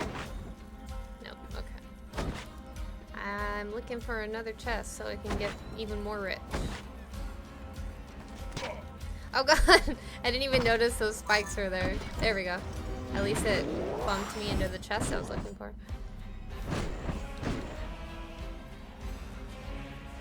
Sometimes I don't look before I leave. And it has consequences. Ah. Damn. There we go. Give me the bouncing necklace. Not the totem spawning a pack of fantasy carrots.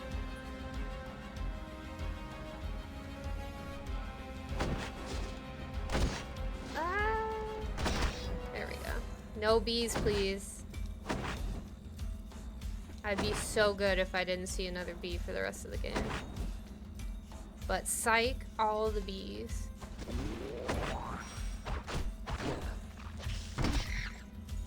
Oh. I want to get to 10 grand in riches. Come here. Wakey, wakey, tree. Oh, he was waiting so I could get ambushed. That's just rude.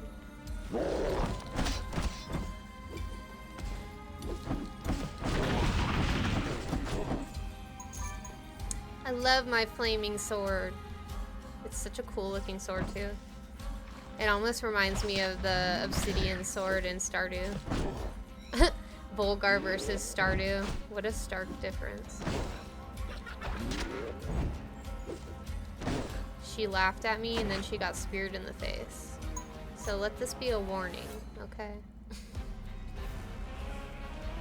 Only laugh at my dad jokes. Yes.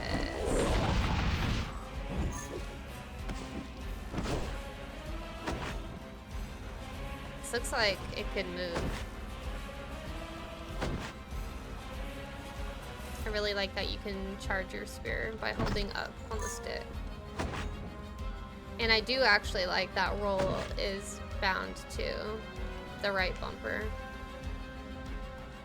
Even if I accidentally used it and died. Ooh, look at the background. I love it. Reminds me of like Nightmare Before Christmas a little bit.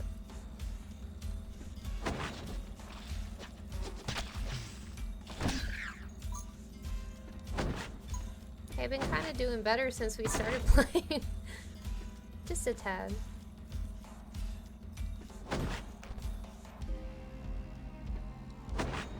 I like that you slide down those chains if you like jump on them too high. It scared me. I thought I wasn't gonna be able to jump on it when in the earlier part with the bee. Let's see.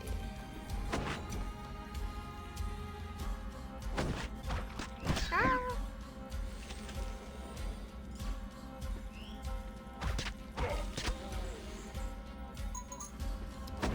Good thing I got them shields.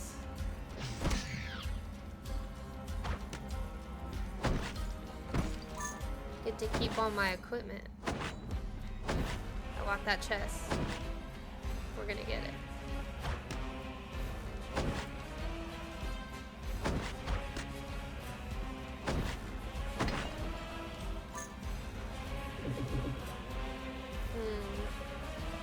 I'm scared. Is it worth it? Because I can't see any further. Let me see. I don't know if it's worth it. I'm scared. Because if I fall in the pit, I'm dead. Even though I just passed a checkpoint. There's sometimes you just can't risk it for the biscuit.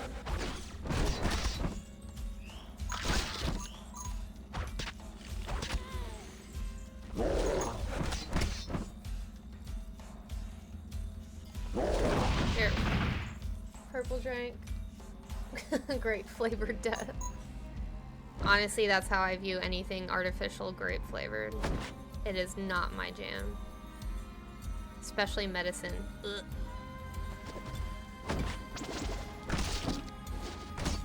Ah, the bee! One bee still figured out a way to hit me. Rude.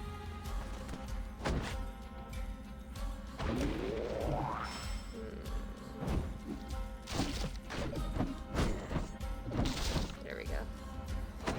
Oh. There's a little dagger here. Aw, nice. We're super powered up. This is awesome. Where'd she go? Oh, there she is. Oh, well, I get those and then they immediately go off. Because I get hit immediately after.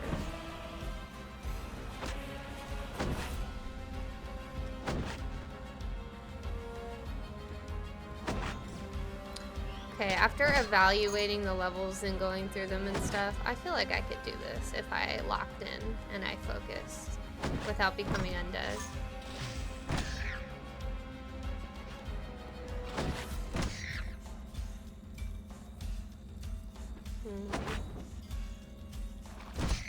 Ha. Death from above. Oh, we're so close to 10 grand in treasure. I'm super rich. Okay. Almost.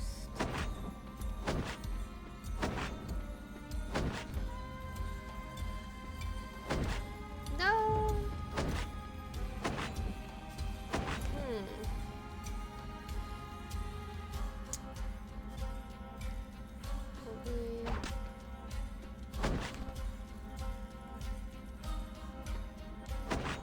There we go. Oh god. Ah!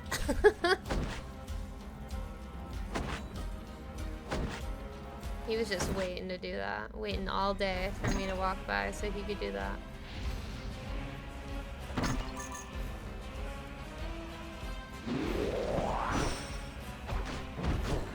Okay.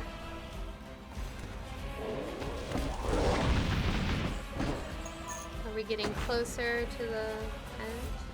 Past a couple checkpoints.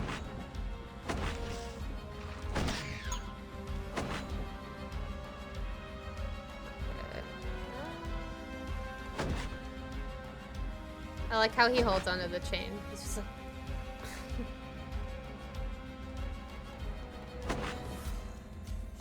Oh no. My leg fell asleep. I hate that when you're gaming.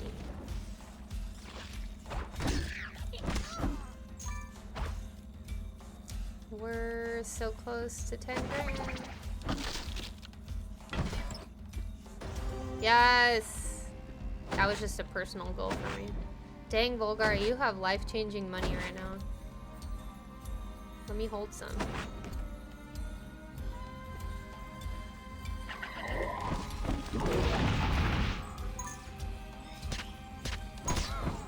Nice.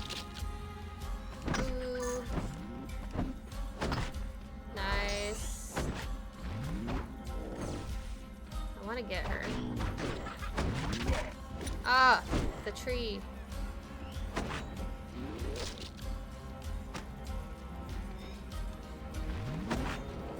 For some reason that looked like you could go in there.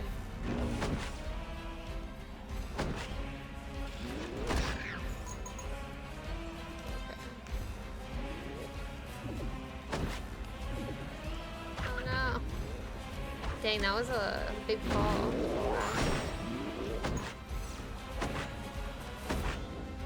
I should kill that witch, but I'm really curious as to... Ah! I need to kill that witch. She keeps spawning these. There we go.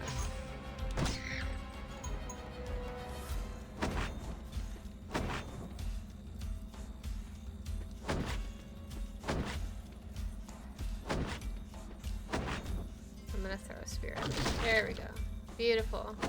10 out of 10. Flawless attempt.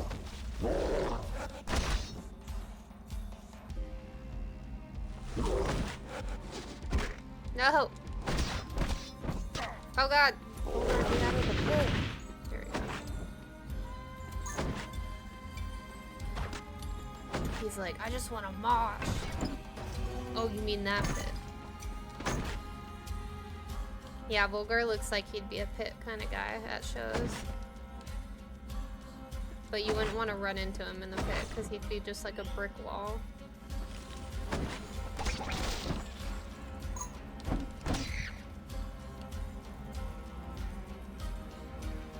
Victory. Yes. Not attempt. Victory. Okay.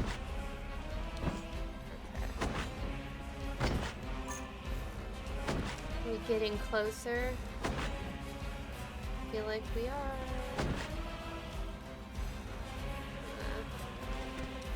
There we go. The roll and jump is the combo.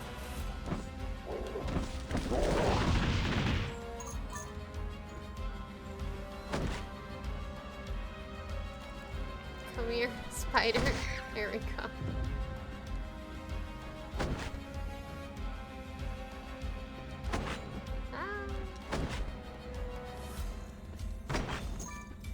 Another checkpoint. Oh, yeah, we're here. The statue. Oh boy. Let's see what we're in for. Do I jump? Oh god! Ah! Oh god!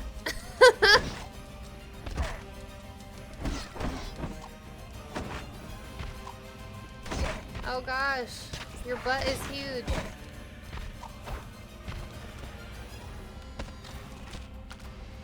I'm gonna try to employ my move tactics.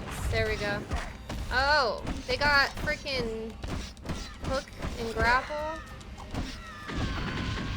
Oh, she had a pair of melons on her for sure.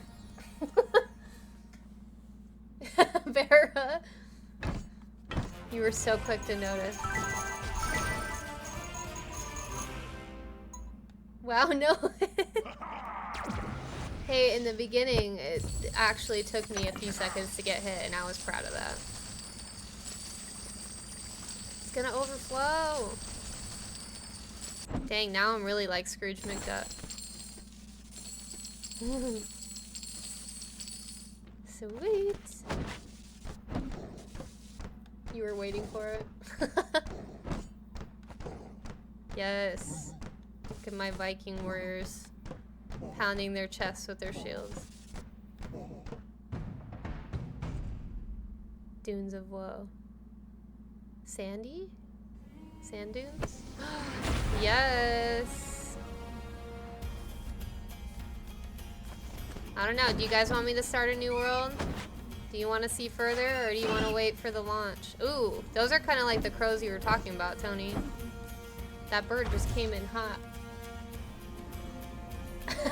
Tony. I know exactly what you're talking about. Tony's like, no! A crow variant is back in the second one. What do you think, chat? What say you? Do we continue, or do we keep these levels under wraps for the launch next week? Tony, they're here too. This time they poop on you? Okay, we actually have to see that. I want to see. Oh, the quicksand! Oh god! I didn't even know that was quicksand. That's actually kind of cool. Because it gives you a chance to get out of it. Continue. Okay. Ooh, the sand people. Are there gonna be any sandworms? I just think of Beetlejuice.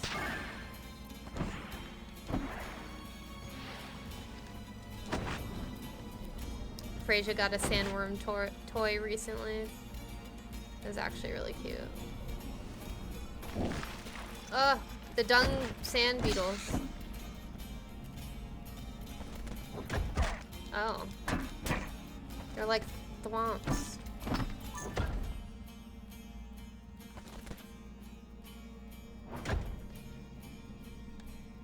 There we go. Oh.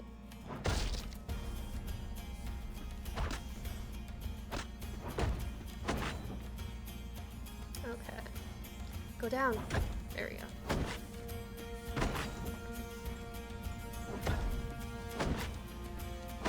This is cool looking level. I like it so far.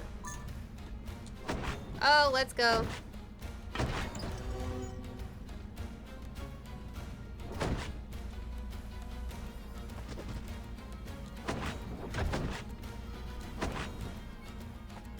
Oh.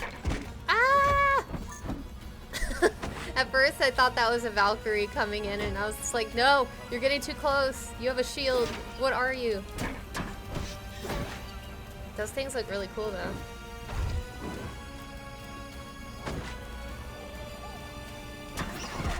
They got shields though, so that's kind of tough. Where are you going? Dang. What's the best way to deal with these guys? Doing that? Jumping and double jumping?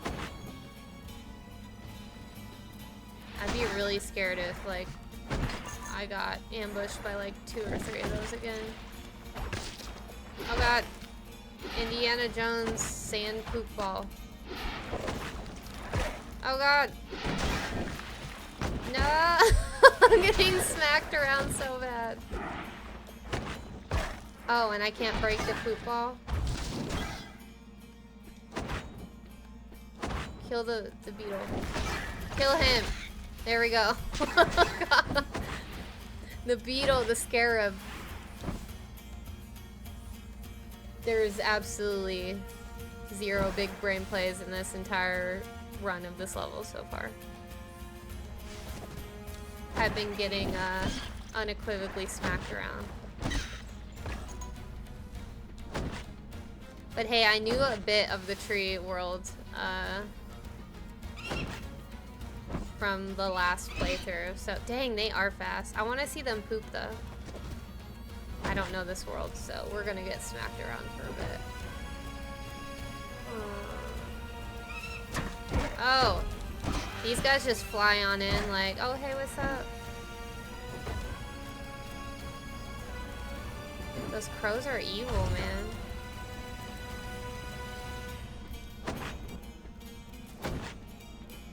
I wonder where that, because I saw a little dagger in the ground. Where's the breakable wall?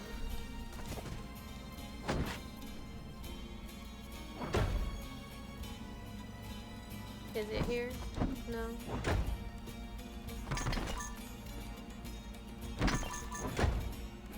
Might be to the left. Let's see. Oh. Oh. Ah! Just money. Oh, jump and hit down near the sword. Ooh, ha! Just barely. That actually was kind of badass. I like that.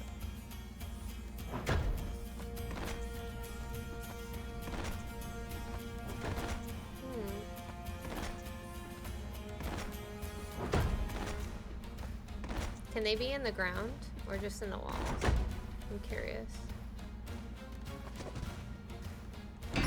Oh. Me just like smacking things without even thinking. I know, right? The thwomps, that's what I thought. They're like Egyptian thwomps. I dig it. Oh, there's another dagger, but it's this wall right here. Nice. We are beefed up. Oh, there we go. Oh god. Oh god! Yeah. That happened.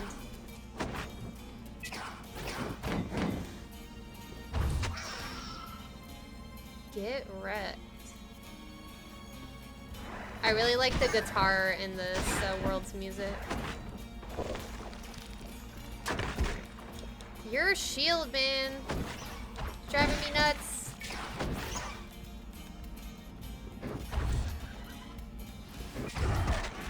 The sand people are actually really threatening. There we go. Ooh.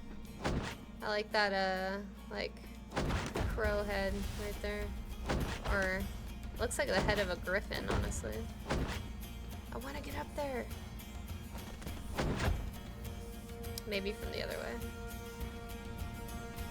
Oh god! I totally did not even time that, or attempt to. The last dagger was a catfish. I don't know. There we go. Sweet. We're not leaving this world without tons of riches like the last one. Haha. Before you can roll up your sand poop ball. Oh god. Come on. You guys are getting tough. The world enemies. Blocking everything! Dang, he's got multiple attacks. Okay, I'll take a mental note of that on my next playthrough.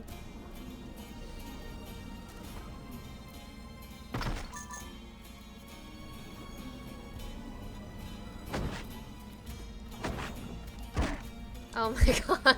He's got. Aha. I was about to say. Oh, there's another one. Oh, and another.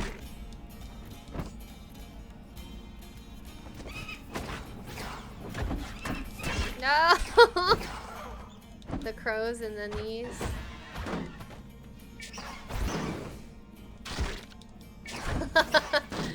Why do you guys hate me?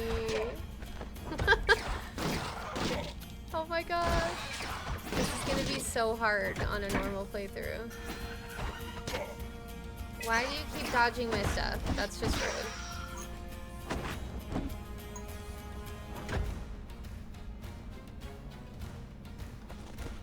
Oh gosh. Oh gosh. And then the crow coming in hot. I want this. Oh look.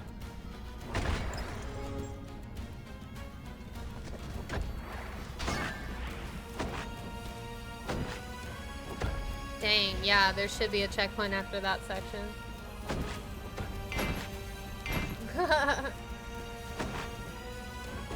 That'd be so cool. I mean, yeah, my dog is very Viking-like companion with her name, too.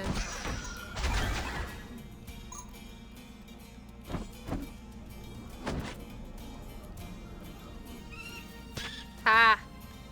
Spear to the dome. Now you get pooped on. Oh god. I thought that was a pit.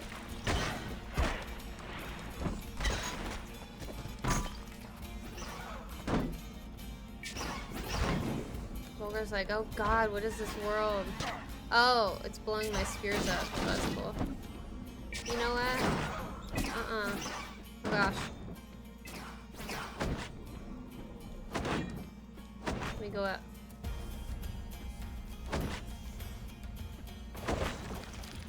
The beetles. It's always the bug enemies. They like want me to die the most, I guess. They have an absolute grudge against Volgarr. They're taking it to the grave.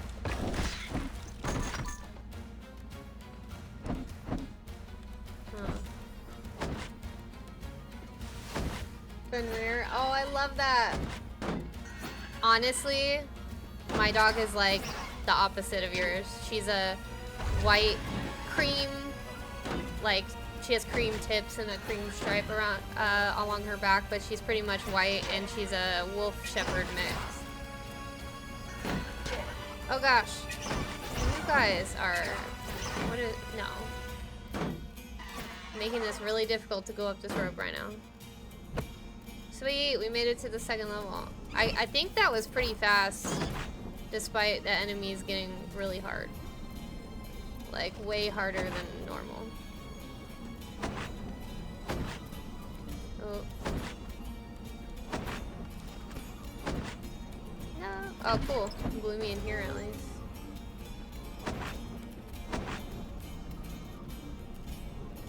I'm gonna, yeah. And then let the wind take me. Here we go. No, with your poop. Sand poop.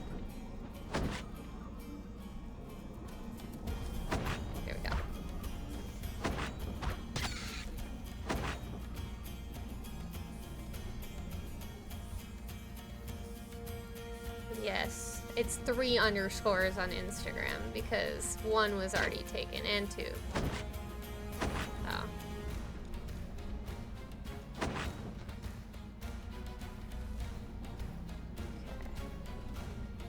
Now you go away. Nice. Nice spear. Oh gosh. I knew that was gonna happen.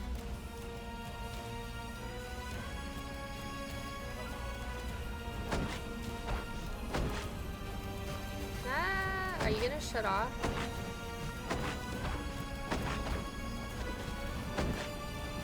Oh gosh.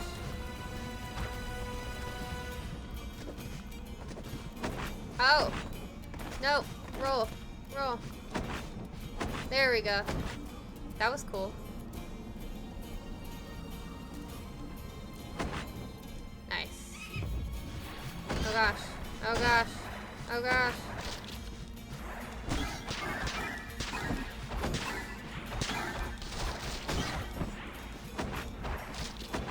I'm trying to get it. I want to put an arrow there, but I don't think it'll let me. Oh, and then of course we got a beetle. I really like the use of the quicksand. Oop.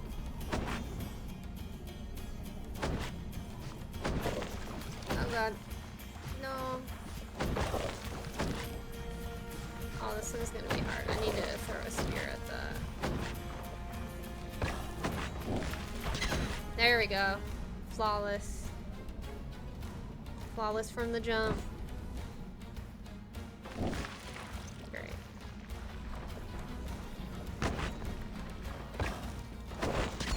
Ha! Right in the butt. Tony. No, I think the lady that has the 1 underscore on Instagram, I looked it up when I was trying to make the username, and I think her last name is literally Slaughter, so... And she's like a teacher or something. I think that's what it said in her bio. And I was like, okay, I can't really take that from her. I mean, that's the coolest name ever. I wish my last name was Slaughter.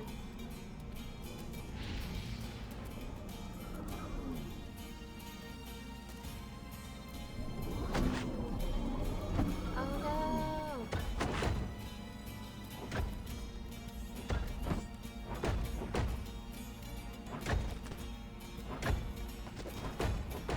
It's just like an old Mario level. Oh no. The crows.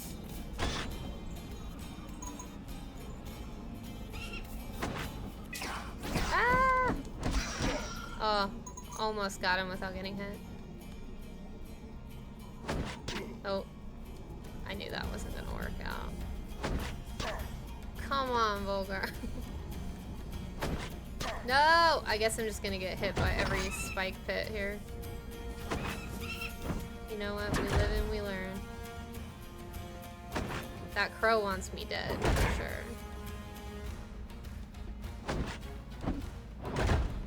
Let's see.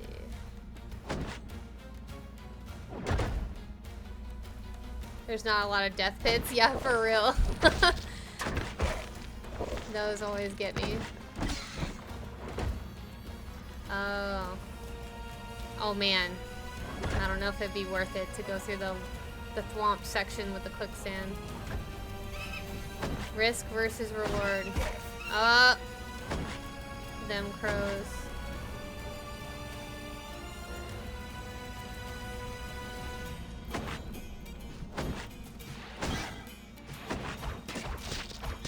Oh god.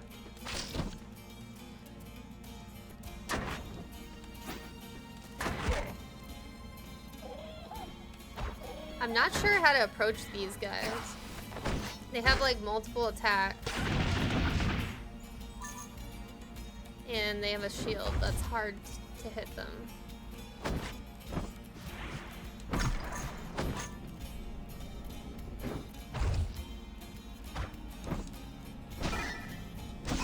Bam.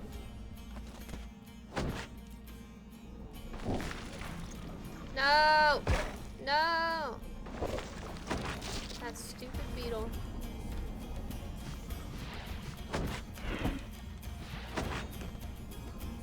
The sand people is a really cool enemy. I like that concept.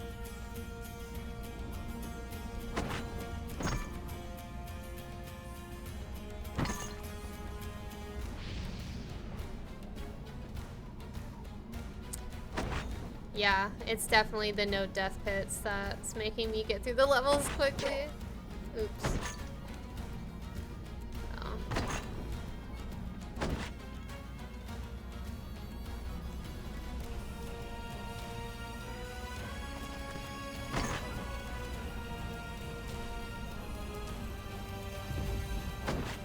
There we go. Whoa. Oh god. Right into the spikes. That's just cold. Oh. No, get out of here. I'm minding my own business. There we go. Okay, I guess you just have to wait for them to do their down attack because that's a lot easier to kill them when they're doing that. Oh. Cool. Oh no! No! This is, yeah, rough.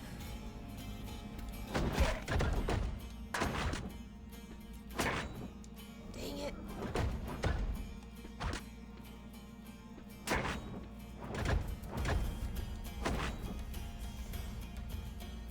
It is evil. Gives you barely any time to get up. There we go. This one's just gonna knock me right back down though. Can already see it. Ah!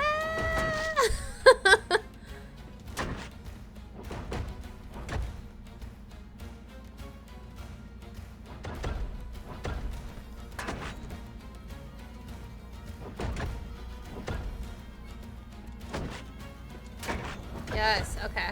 It wants you to jump in the little crevices. Thank goodness for the shields, right? And, you know, the undead mode.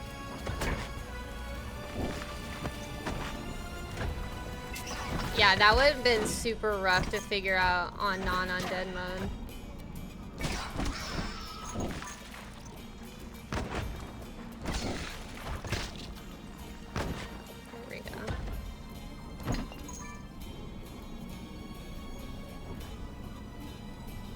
I thought I noticed that too, Tony.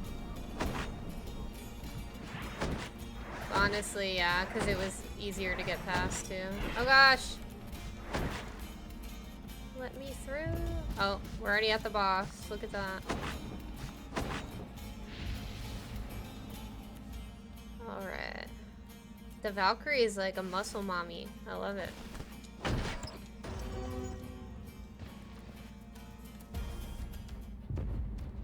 Oh gosh, it's a sandworm!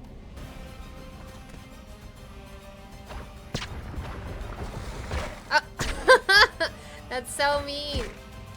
I should have ducked.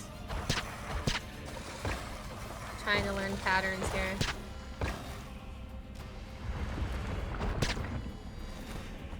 No!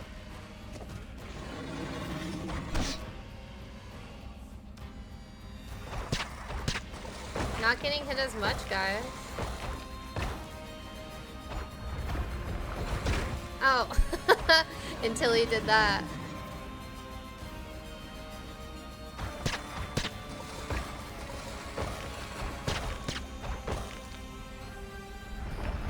I kind of like this boss.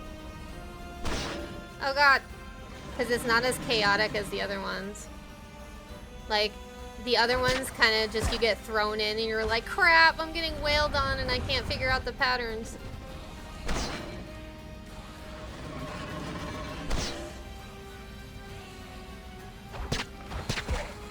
It's just those freaking sand balls that keep hitting me.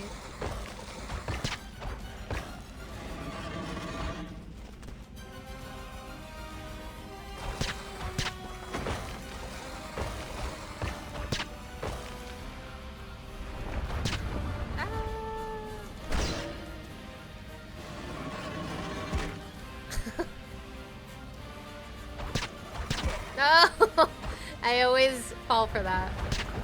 Oh, there it goes again. You're almost dead. There we go. Yeah, I like that one. Darude Sandworm. Yeah, that one was kind of fun.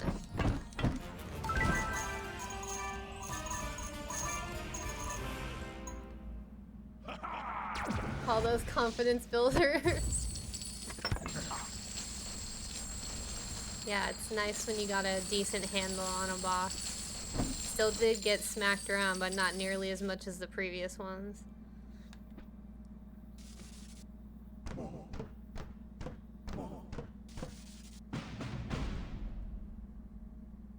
Castle level. Yeah, I was either thinking of the sandworm from Dune or Beetlejuice. Oh, that's crazy. They're like necromance. Whoa! I'm loving this level already, and look at that like blood moon with the castle in the back. Beautiful, gorgeous, 10 out of 10.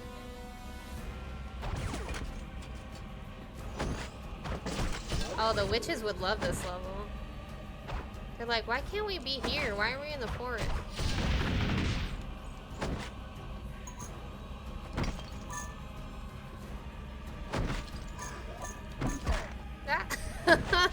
No! Sorry, Volgarr, you got burnt alive. Literally melted. Isn't it so cool in the background? I always get caught up in checking out the backgrounds because the pixel art is beautiful. No! We finally died to a pit, so we lost all our stuff. That's okay. We can do this.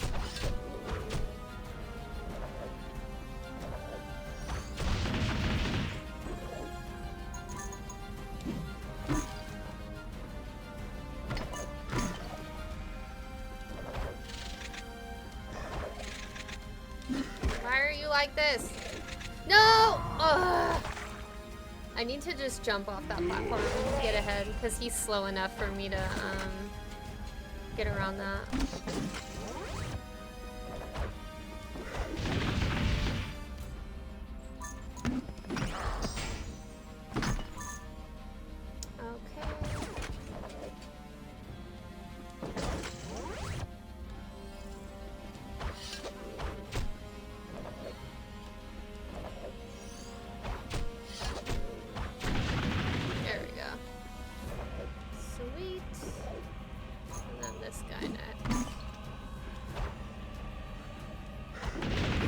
Ha!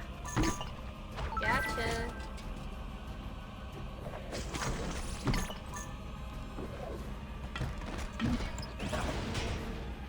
On our way to getting our stuff back.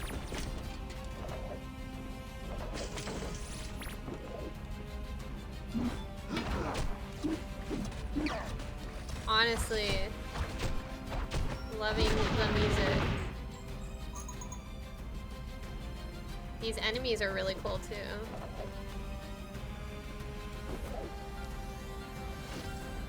Whoa.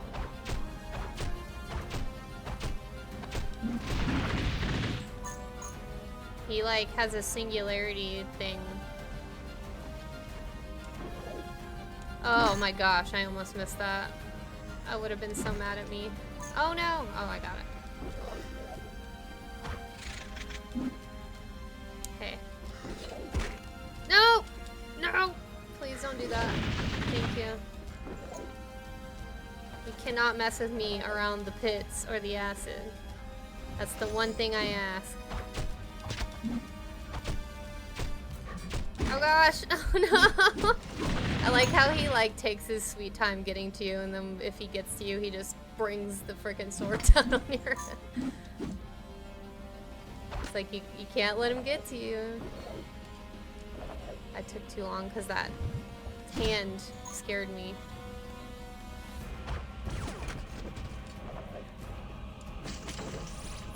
What's this? Ooh. Cool. Tesla coil. I like it. Some Frankenstein resurrecting stuff.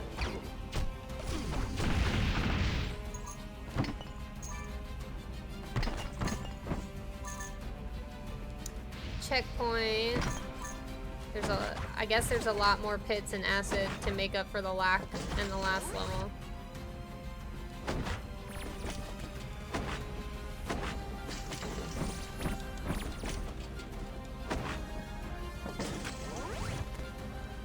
I thought there was gonna be something waiting to run right into me when I made that jump there. I wouldn't be surprised. I've gotten knocked down into pits or off ropes so many times. Oh, beautiful. It magnetized to me. I like that. Okay. Oh gosh. Really? Really? No! CD, this is a skeleton. This is bones.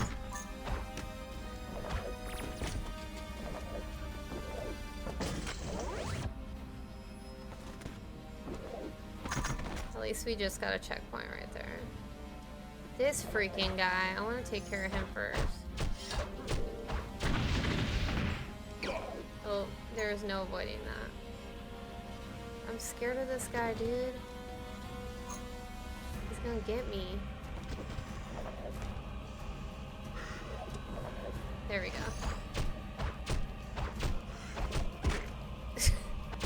Don't make this guy hit me with a sword, no! He's just taking advantage, hitting me with that scythe. That was definitely two enemies, like, juggling me, basically. I like how he walks with purpose, even though he doesn't have a body. He's like, I'm important on patrol doing my job. Bruh.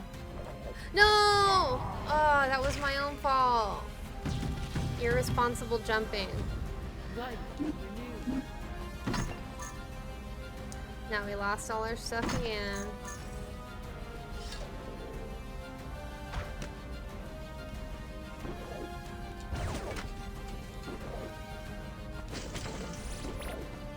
Okay.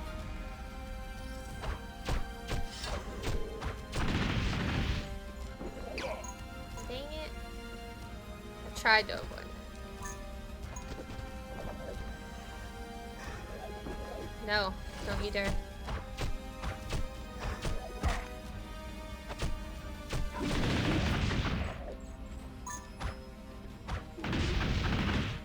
Okay. Oh, I thought that was something flying at me for a second. I got scared. It was just my treasure.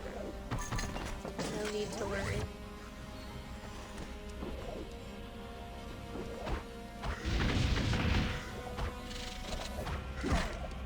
No. We're not doing that. Oh my gosh.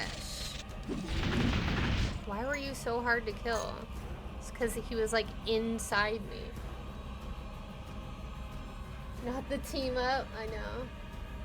Yeah. I kind of figured that after the fact, Tony.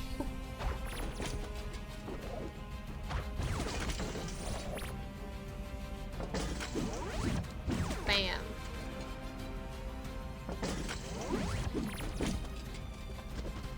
No! I gotta time that jump perfectly.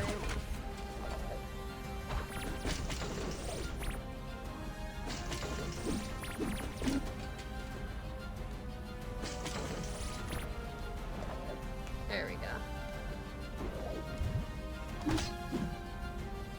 Okay. Ah! These guys are super cool. I like them. I like them a lot better than the flying enemies in the last world with the shields.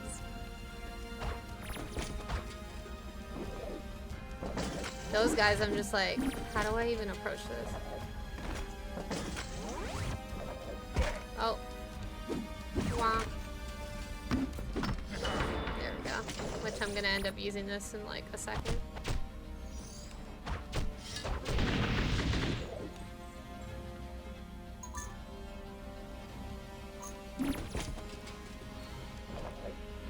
Oh boy.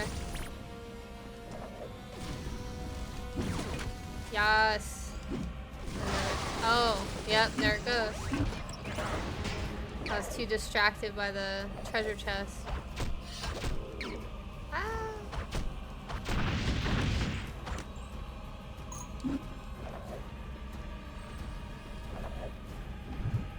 Oh.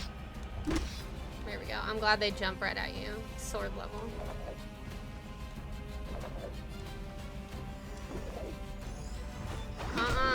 There's always the team up with these guys.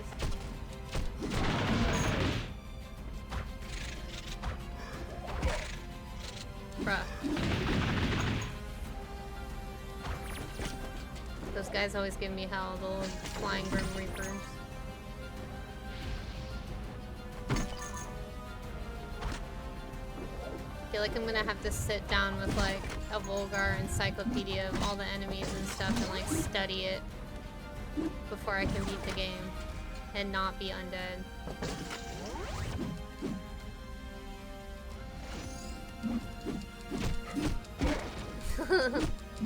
I just let him have that free hit. There we go. Oh cool. We got all our stuff. There's a power up that gave us all our stuff. Awesome. This is gonna be easier now with my flaming sword. Oh god.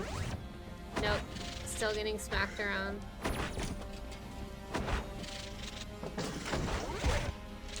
Why are you so hard to hit?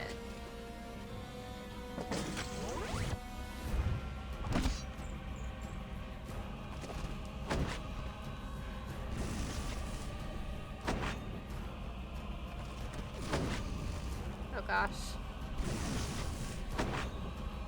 This one's kind of scary. Oh, yep.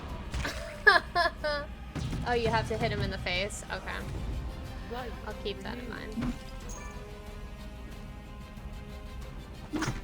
Okay, I think in that electricity section with the pit I just died in, we're gonna have to move fast.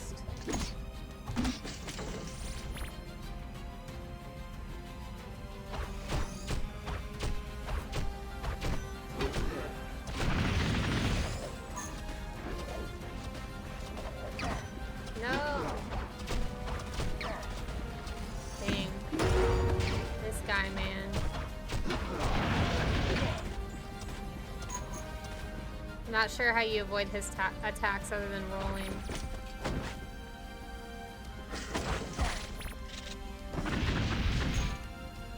Always gotta get a cheap shot in on me.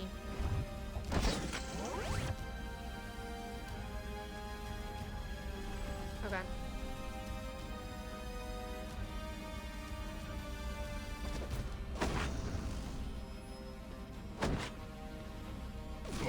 Oh gosh. We're on a continue, guys. Should we just call it here so we don't spoil everything? What do you think? Because it made me start over. At least on this level. What do you think? I will play more if you guys want me to play more. It's up to you on how much you want to see before launch day. Because I know you probably want to experience some stuff for yourself. Let me know.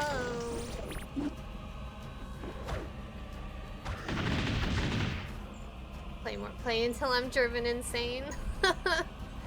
Well, I'm actually like far from being insane playing Volgarr. I mean, the undead mode really helps, but these guys are not making me insane. This world loves hits and stuff. Oh god. Yeah. They do. I mean, they watch me suffer a lot on the Night Dive channel. So I think they just come to like enjoy my suffering. They just want the salt to like flow out.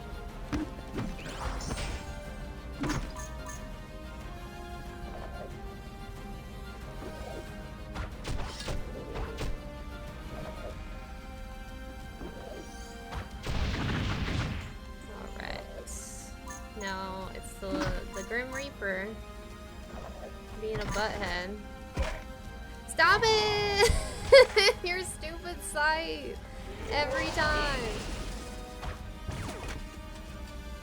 I'm just gonna have to roll fast off that platform.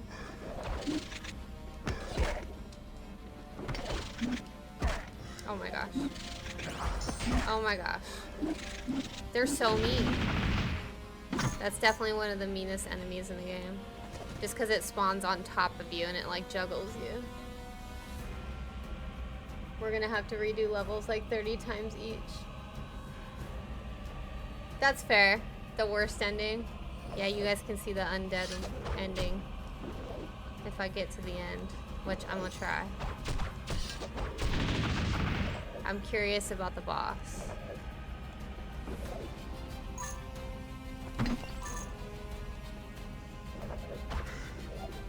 No! Don't you dare. Okay, at least he hit me onto this platform. I am not going back for that necklace. No ma'am, no sir, no way. I'm just running away from that guy.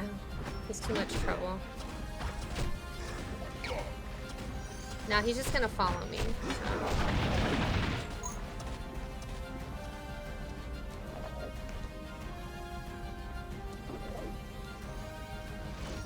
Oh god.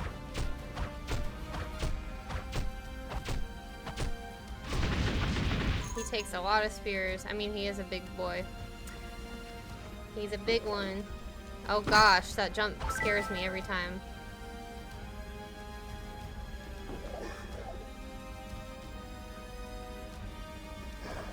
No! No! Why? The acid, it's brutal. It's so annoying when a death is like a waste to a stupid fleeing mistake or something. A misjump. Dude. Get away! You drive me nuts. Okay, my sanity is leaving because of this enemy.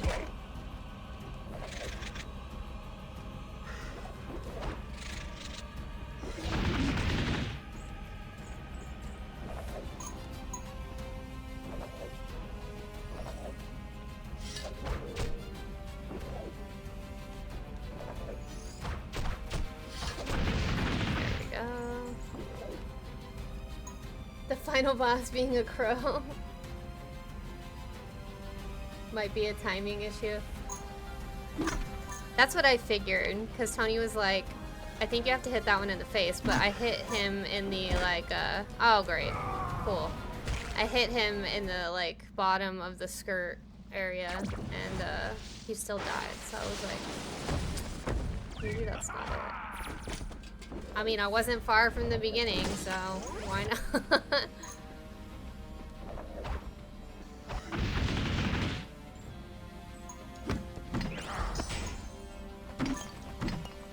Okay,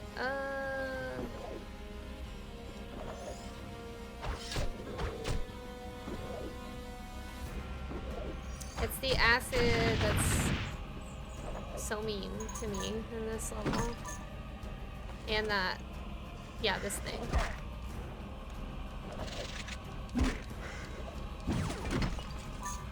Just running away from you, sir. Because you're gonna knock me into the acid again and we're gonna be back to square one.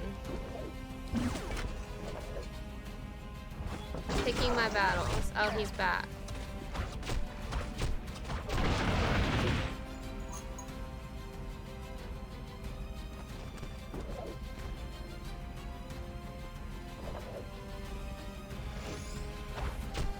I'm just glad that there's not one coming down and juggling me with this guy.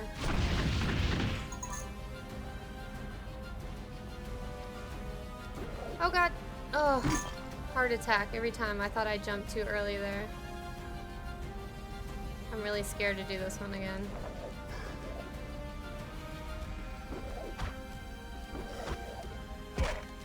No! Oh god. Oh god. That scared me so much. Mini heart attack.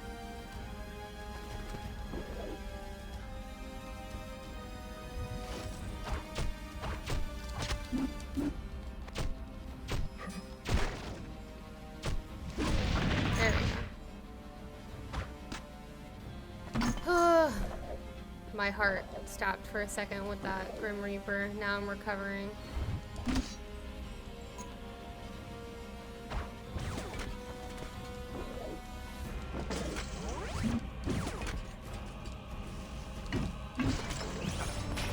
Yes.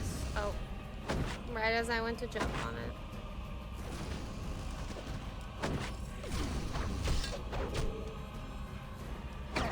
No!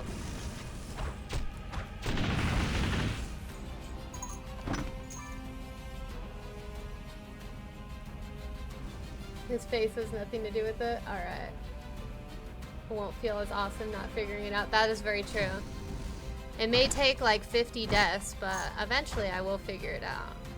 And I will feel good. Yay, we got to our checkpoint. We just have to not die so much that we get to continue.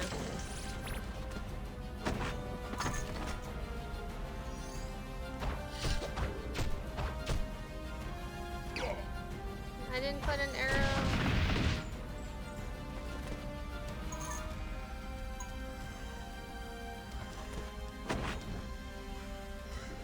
No, don't you dare. Oh, this is the juggling one.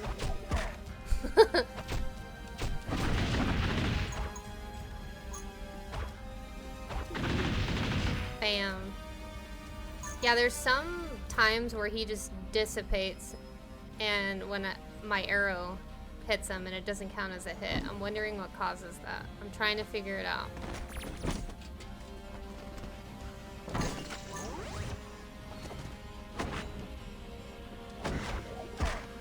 No! No! Oh my gosh.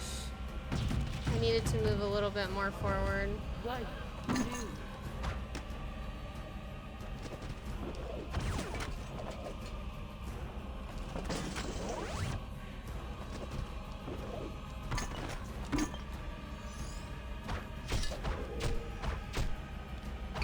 I keep forgetting to put an arrow there.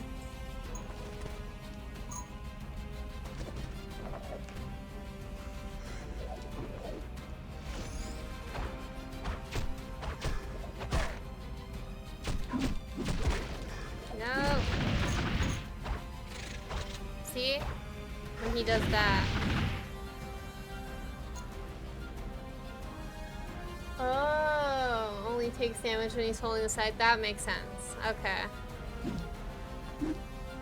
Yes, his scythe is like his protector, his weapon, so when he doesn't have it, he's vulnerable. That makes sense.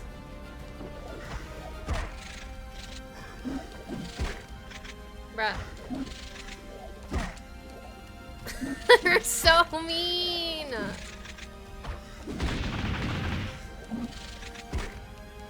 Please don't. Gosh, imagine doing this on non-undead mode. Holy crap. Oh my god, my jump.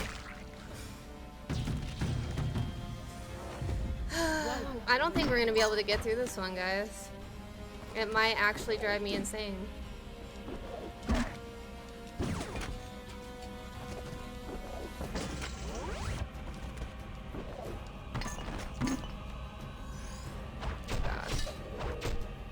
Oh, there goes me again, forgetting the arrow, as usual. Never learned my lesson.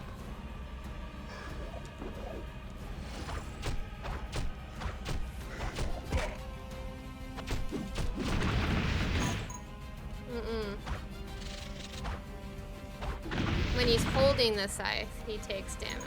Okay.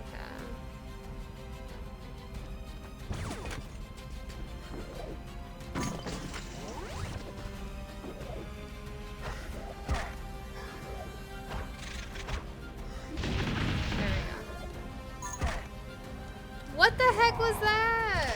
What came up and hit me? Oh my gosh. Yeah, we're not getting past this part. It's too mean.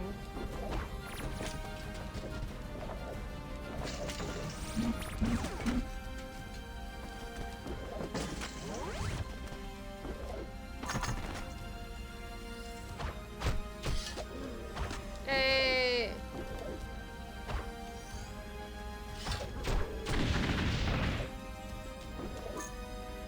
Finally, I learned my lesson.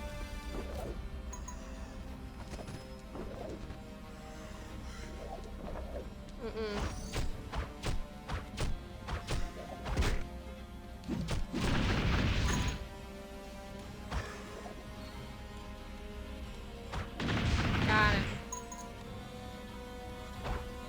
No lessons learning anymore? I said maybe. I'm gonna try. Okay, I'm stubborn. You guys know that. How many tries did it take me to beat the System Shock 2 final boss?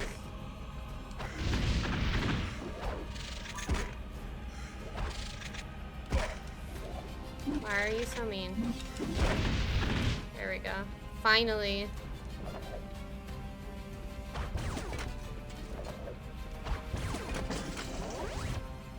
Now I gotta time this jump again.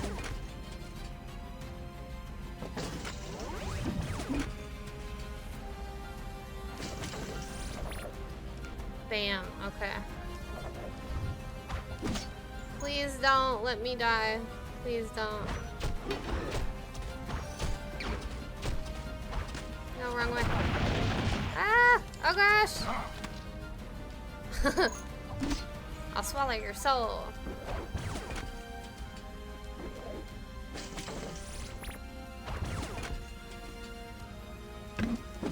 I hope there's a checkpoint coming up. Oh. Well, I tried avoiding that. An attempt was made. Oh god.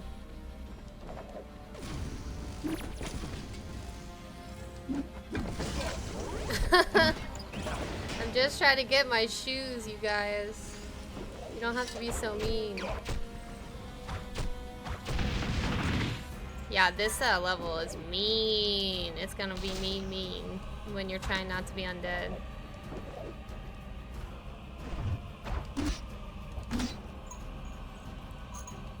Oh boy, we need a checkpoint like stat. I'm getting nervous.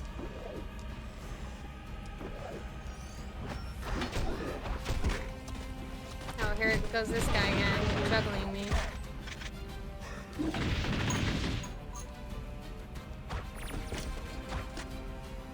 Okay.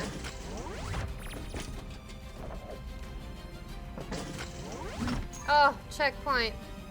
Never been happier to see one. I don't want to have to redo those sections again. They've caused me enough pain. But now I just need to not get a continue.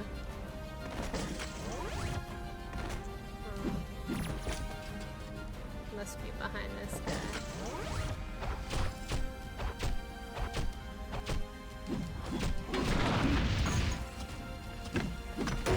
Yes.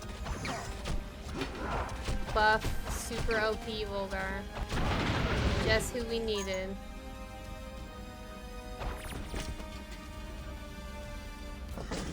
Oh man, this part's gonna be hard with the Tesla and the lava or the acid. Yep. Oh gosh, I'm scared.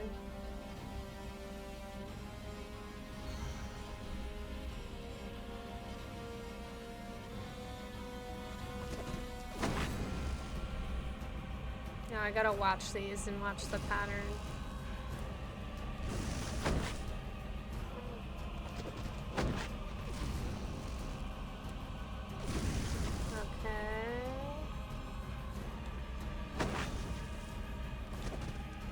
Oh, is this the last of it? Oh my god, it is the last of it. Thank goodness.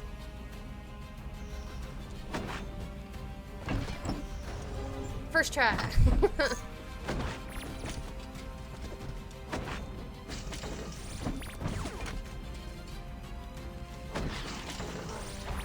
Oh man, he is like Frankenstein.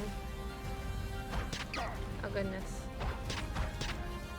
He's really cool looking. I like it. He's actually kind of unsettling, like horror-esque.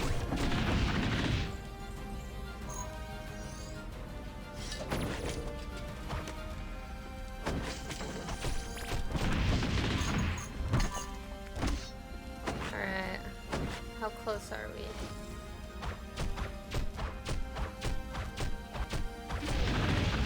Bam.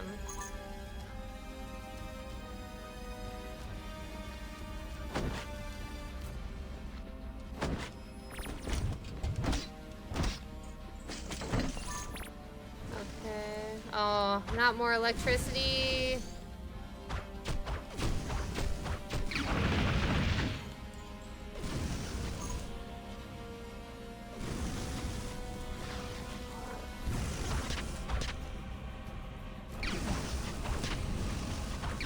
No, I tried to jump over that for the record. Dang it.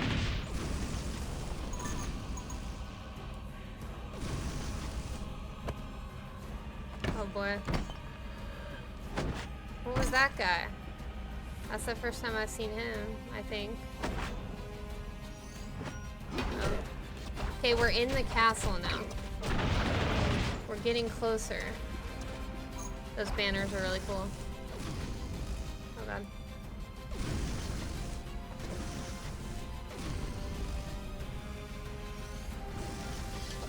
You mean the prime? I'm dead. 50 tries in my eyebrows. Yep, that happened on System Shock 2. My eyebrows have come back in full force. I'm very happy about it. Oh, that's cool. Thanks, Tesla Coil. Wasting my dang thing. Man, this part's hard too. You gotta time it right. But instead, my approach is just get smacked around until I get it. There we go. Cause I can, cause I'm already a zombie. So what does it matter? No, we're not doing that.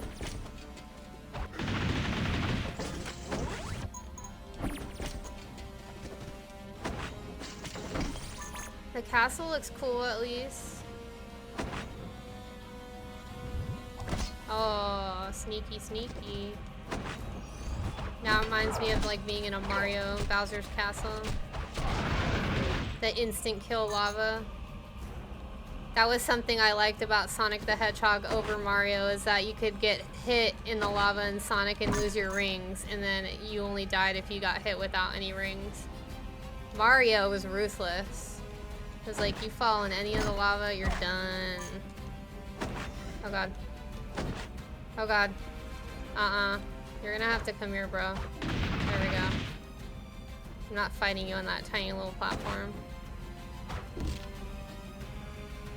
That was great though. I usually totally get rocked by those guys on tiny platforms. Oh no! Goodness. That was scary. Oh gosh. Oh crap. This is making me so nervous. I'm glad it's just that guy on the platform.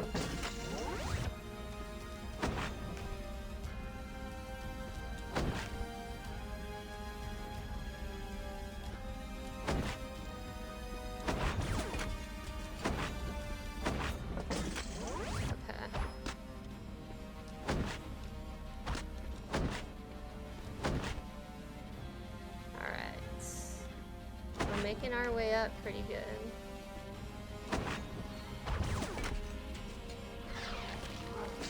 I just wonder if there's any checkpoints, because that would make sense if there was none, just to make the final level hard. Oh, they go up the walls too? Okay. The first time I successfully avoid it by jumping, and it still hits me because it goes up the wall. I'm scared of this. Okay, here we go. Oh, there's this guy. Oh. Well.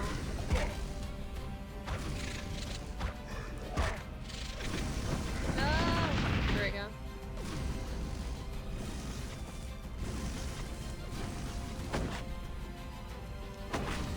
Oh, look. Treasure.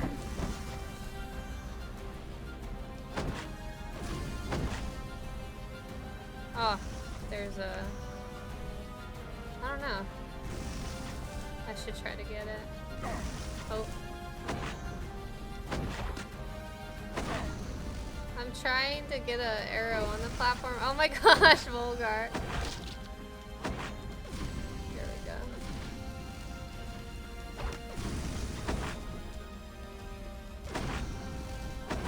Oh no! Jumped right at the wrong time. Alright, we still made it though. Just for the gold. And we got our butt kicked along the way.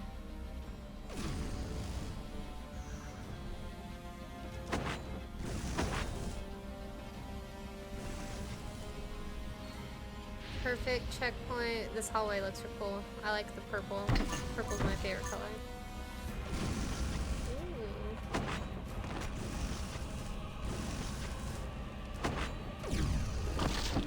Oh, the little spirit guys. They're so cute.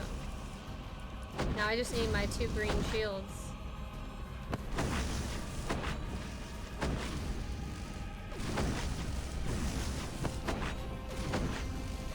Oh gosh.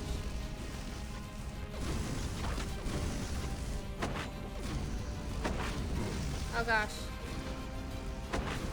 I've been smited.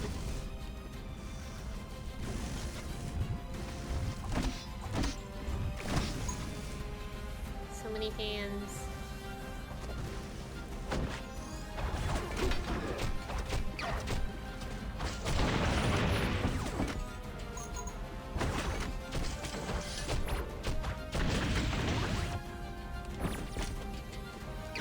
Oh, I still got hit by the thing.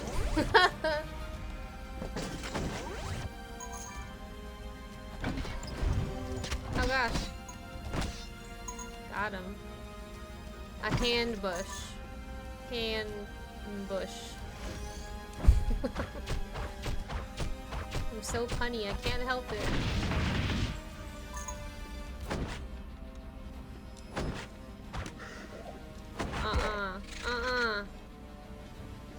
I'm not dealing with you anymore. You drive me absolutely insane. Oh, look at this. It's like spirits. Cute.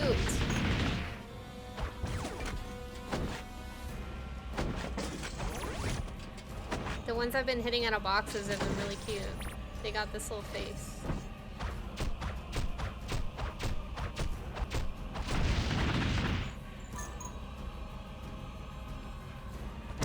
On our way to get the bad ending. Oh, there he is. So cute.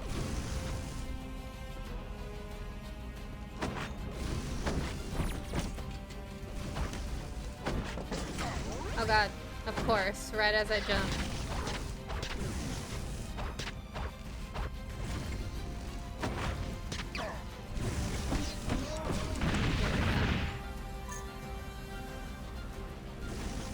No more pits, and then I can keep all my stuff, hopefully.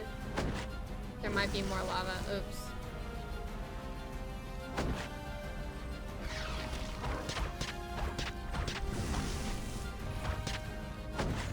Oh god. Nope.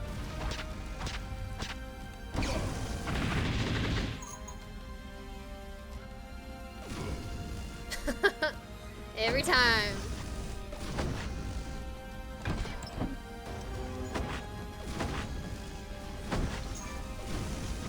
I do like the electricity though. I think it's a nice touch. It's like that old school throwback Dr. Frankenstein horror element. Checkpoint.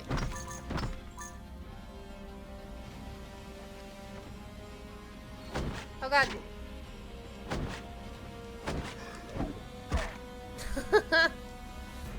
There he goes again. Why are you so mean?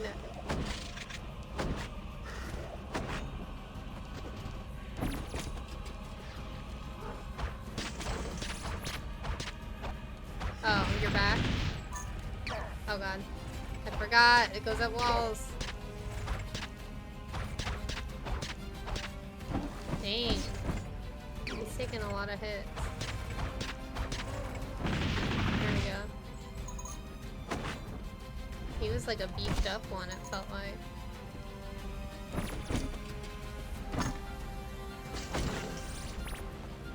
Ah! Okay, it's getting really cool looking. Even cooler than before with the skeletons. Oh, I should have known there was more spikes down there.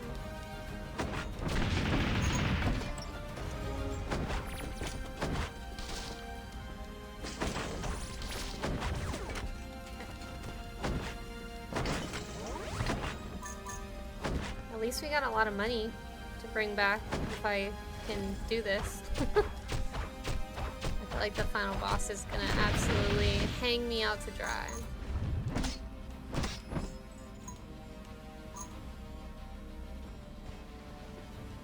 Ooh! That portrait of him is awesome. I assume that's him.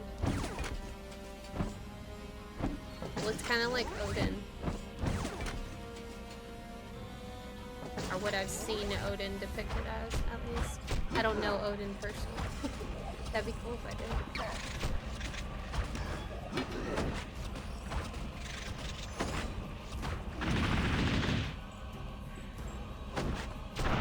Haha. Yeah, that would be hard to survive something like that. They go on their knees, they're healing. Oh. That makes sense. Oh, this looks really cool. Kind of reminds me of the art style in like Carry On or Butcher. Oh my god. Yeah, I'm really in hell because there's so many of these Grim Reaper things. It looks like I'm entering the hell part of the castle.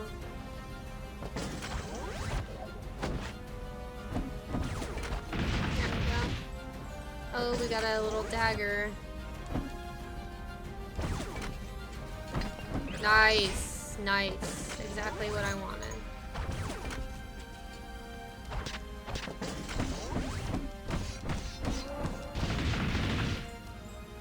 Okay, he got wrecked pretty quick. He didn't even pop off a fireball. Oh, look at them with their little faces. Bustin' makes me feel good is the name of the achievement. I love it. Oh, we're here, boys and girls. We're here. Oh no. It's happening. Imagine doing this without getting hit. Never. Impossible. Has there been someone that has done it? Oh god. I have a nose itch right now at this most crucial point. Oh, he doesn't have a health bar, so we just kind of kill him when he dies. Oh god. Sir. Oh god.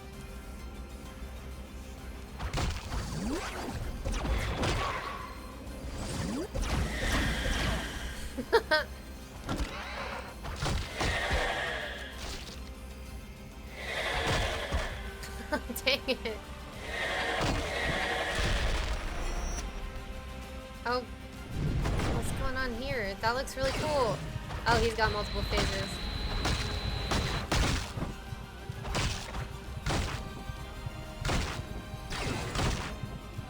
Right in the heart. This is cool though. Honestly, it reminds me of the end boss a little bit in Cyber Shadow. That one had multiple phases and was really rough. But I soldiered on and I beat it. Ooh! Dodged those pretty nicely.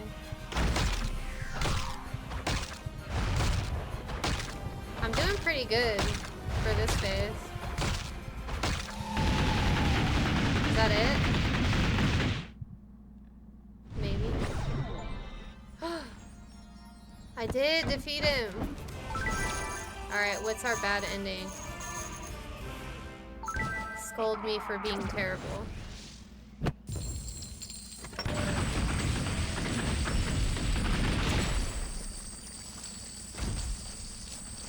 Dang. Can I pick it up? Do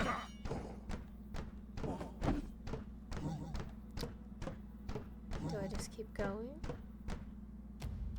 After countless battles and a heavy toll on his soul, Volgarr confronts Fracas for the final time. Despite his weariness, Volgarr summons the last of his strength to defeat the malevolent Lich King. That's how you say it, Lich. Yet, as he gazes upon the defeated enemy, an ominous gust of wind whispers ancient prophecies, hinting at a darkness far greater than Fracas. Volgarr is filled with a sense of impending doom, followed by a commanding voice in his head, leaving him feeling as if he is no longer in control. Ooh. My champion, your transformation is complete. Return to me so that we may rule the 9 realms. Oh. So he's being like controlled, mind controlled. What? That's so cool. I loved it. Even the bad ending, I loved it. Because it like wasn't even bad. It was actually really cool. We did it, you guys. We did it. Not as impressively as, you know, not being undead, but we did it. I can play this? Oh, what? That's so cool. Oh my gosh. I don't want to hit my Valkyrie though. Mick Stabby, is that his name? I love it. Sergeant Crunch. Now I get to look at all of the names. Let's see. Chunky Chad. He is kind of a Chad. Creepy Crawler Ken. Brogar. Yes. Brofist. Oh, that's so cool. Mr. Huggles, yeah. He totally wants a hug. Oh, I didn't see his name. I need to stop being so sword happy.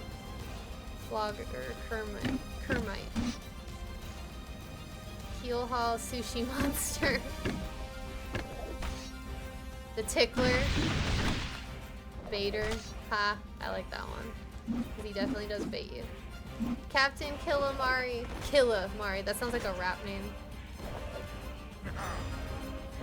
The Widower. Nice. Groot. I am Brute. Haha. Called it. Thornet. I love it. They're definitely Hornets. Aw, Fenrir. Octoman Bubbles. Duurschmidt. Aw. That's his whole name? That's so cute. Winifred, Sarah, and Mary. Those are the 3 witches. And Lilith is the one with, you know, her biddies out. Mr. Sandman, bring me a drink. Oh, they're not crows, Tony. They're falcons. D's. I was trying to think of a pun for that. Sky Knight Captain, Sky Knight Lieutenant, the Sandworm. Give me that helm. I want it. No! What happens if you get all the armor and stuff? Doom Knight, that's a cool name. Soul Warrior, Blood Knight. Oh, I'm killing you. Yeah, for everything you put me here. Scooby is his name. Okay, tell me why some of the earlier bosses were harder than Fracas. At least that's how I thought. Because I got hit way less during that fight than I did any other fight, to be honest. Right? The names were so good. No, thank you for making such a great game. I cannot wait to actually put my skills to the test. I mean, that was no easy feat, even on undead mode, but I loved it. Ending received F. Skill issue. 2 hours and 28 minutes. That's not bad. Honestly, that's a great, like, bite-sized time to spend playing a video game, honestly. I mean, if you're not in undead mode, that's going to take you longer to do that, because you have to plan everything, pretty much. Your every move. Only 11 continues. I mean, I feel like that's kind of, maybe it's high, but I feel like it could be low, on the low end for undead. I don't know. Yeah, only 48. I want to recount. See, Tony was expecting my stats to be so much worse, but they're not. Accept it, Tony. Accept it. Sometimes the bosses are there just to feel good. I like that. That's super cool. Only way to diet was in a pit, so that's impressive. Yes, thank you guys. I'm shaking and crying. I love when I can make Tony eat his words. It's great. Yeah, he wanted the LMFAO ending, which is this one, honestly. I got over half of the treasure, it looks like. Decent amount of treasure. Well, I'm happy with the score, even if it's the bad ending. Heck yes. Are you guys pumped for Tuesday? I am, because I'm going to be back here celebrating the launch, and we're going to be trying our best to not go into undead mode as we play through the game again. Get a little icon on my profile. Oh, they have a practice mode too. That's really cool. So you can like practice before you even get into undead mode, which is kind of like a practice too. Oh, and modifiers. Cool. There's like stuff for speedrunners and more expert, advanced, elite Volgarr players playing the good ending. Yes, we're gonna try. I'm gonna try my best. I mean, it is very hard to do it while streaming and talking to you guys, but I'm going to lock in. I'm gonna play a little bit more before Tuesday, and then I'm gonna lock in when we're streaming and see how well I could do. My goal is to just not let Volgarr turn into a zombie. I hope we can, you know, at least reach that goal, and however long it takes to get through the game. But yes, I hope you guys had so much fun today. I did. I loved interviewing Kris. That was so much fun. We learned a lot. We heard some awesome stories. And we actually got to the end of the game, and you guys saw the undead ending. So now you're going to have to play it for yourself and get good to see the good ending. And the other 4, because there's 6 endings. So play it however you want. Yes. It feels good even if you beat it on undead mode, because it's hard. It's really hard. Those of you that have played, you know. Aw, I'm glad you enjoyed it. I'm so happy you guys came. I hope you guys have a good rest of your night. Maybe play some Volgarr 1 in preparation of the launch on Tuesday. That sounds like a good idea to me, honestly. Because that's what I'm going to be doing, 1 and 2, to freshen my chops for Tuesday. So, yeah, no problem. Thank you guys for coming. I hope you guys take care, and I'll see you. If you come hang out with me on the Night Dive channel, I'll be live in 2 days on Saturday. If not, and you just want to hang out with me here on Digital Eclipse's channel, I'll be back for the launch on Tuesday, August 6th. Don't forget to wishlist and pre-order. Those discounted pre-orders are going to go away on launch day, so this is like the last bit of time that you guys can utilize that and take advantage. And wish listing on Steam helps, and then there's also a bundle. If you don't have the first Volgarr, there's a bundle for both of the games, so definitely check that out. Maybe I'll try to find a Viking helmet before Tuesday, if I can. There's a lot of cool thrift stores around here. They might have something like that, so I'm going to check it out. I always love fan service, you know. Oh yeah, that's true. The headphones over the helm. We'll make it work. I want one of those ones that has the eyes cut out like Volgarr wears. That goes over my face. That'd be really cool. All right, you guys. Thanks again for joining me. You guys have a wonderful rest of your day, your night, and then hopefully I'll see you soon next week for the launch. All right, bye.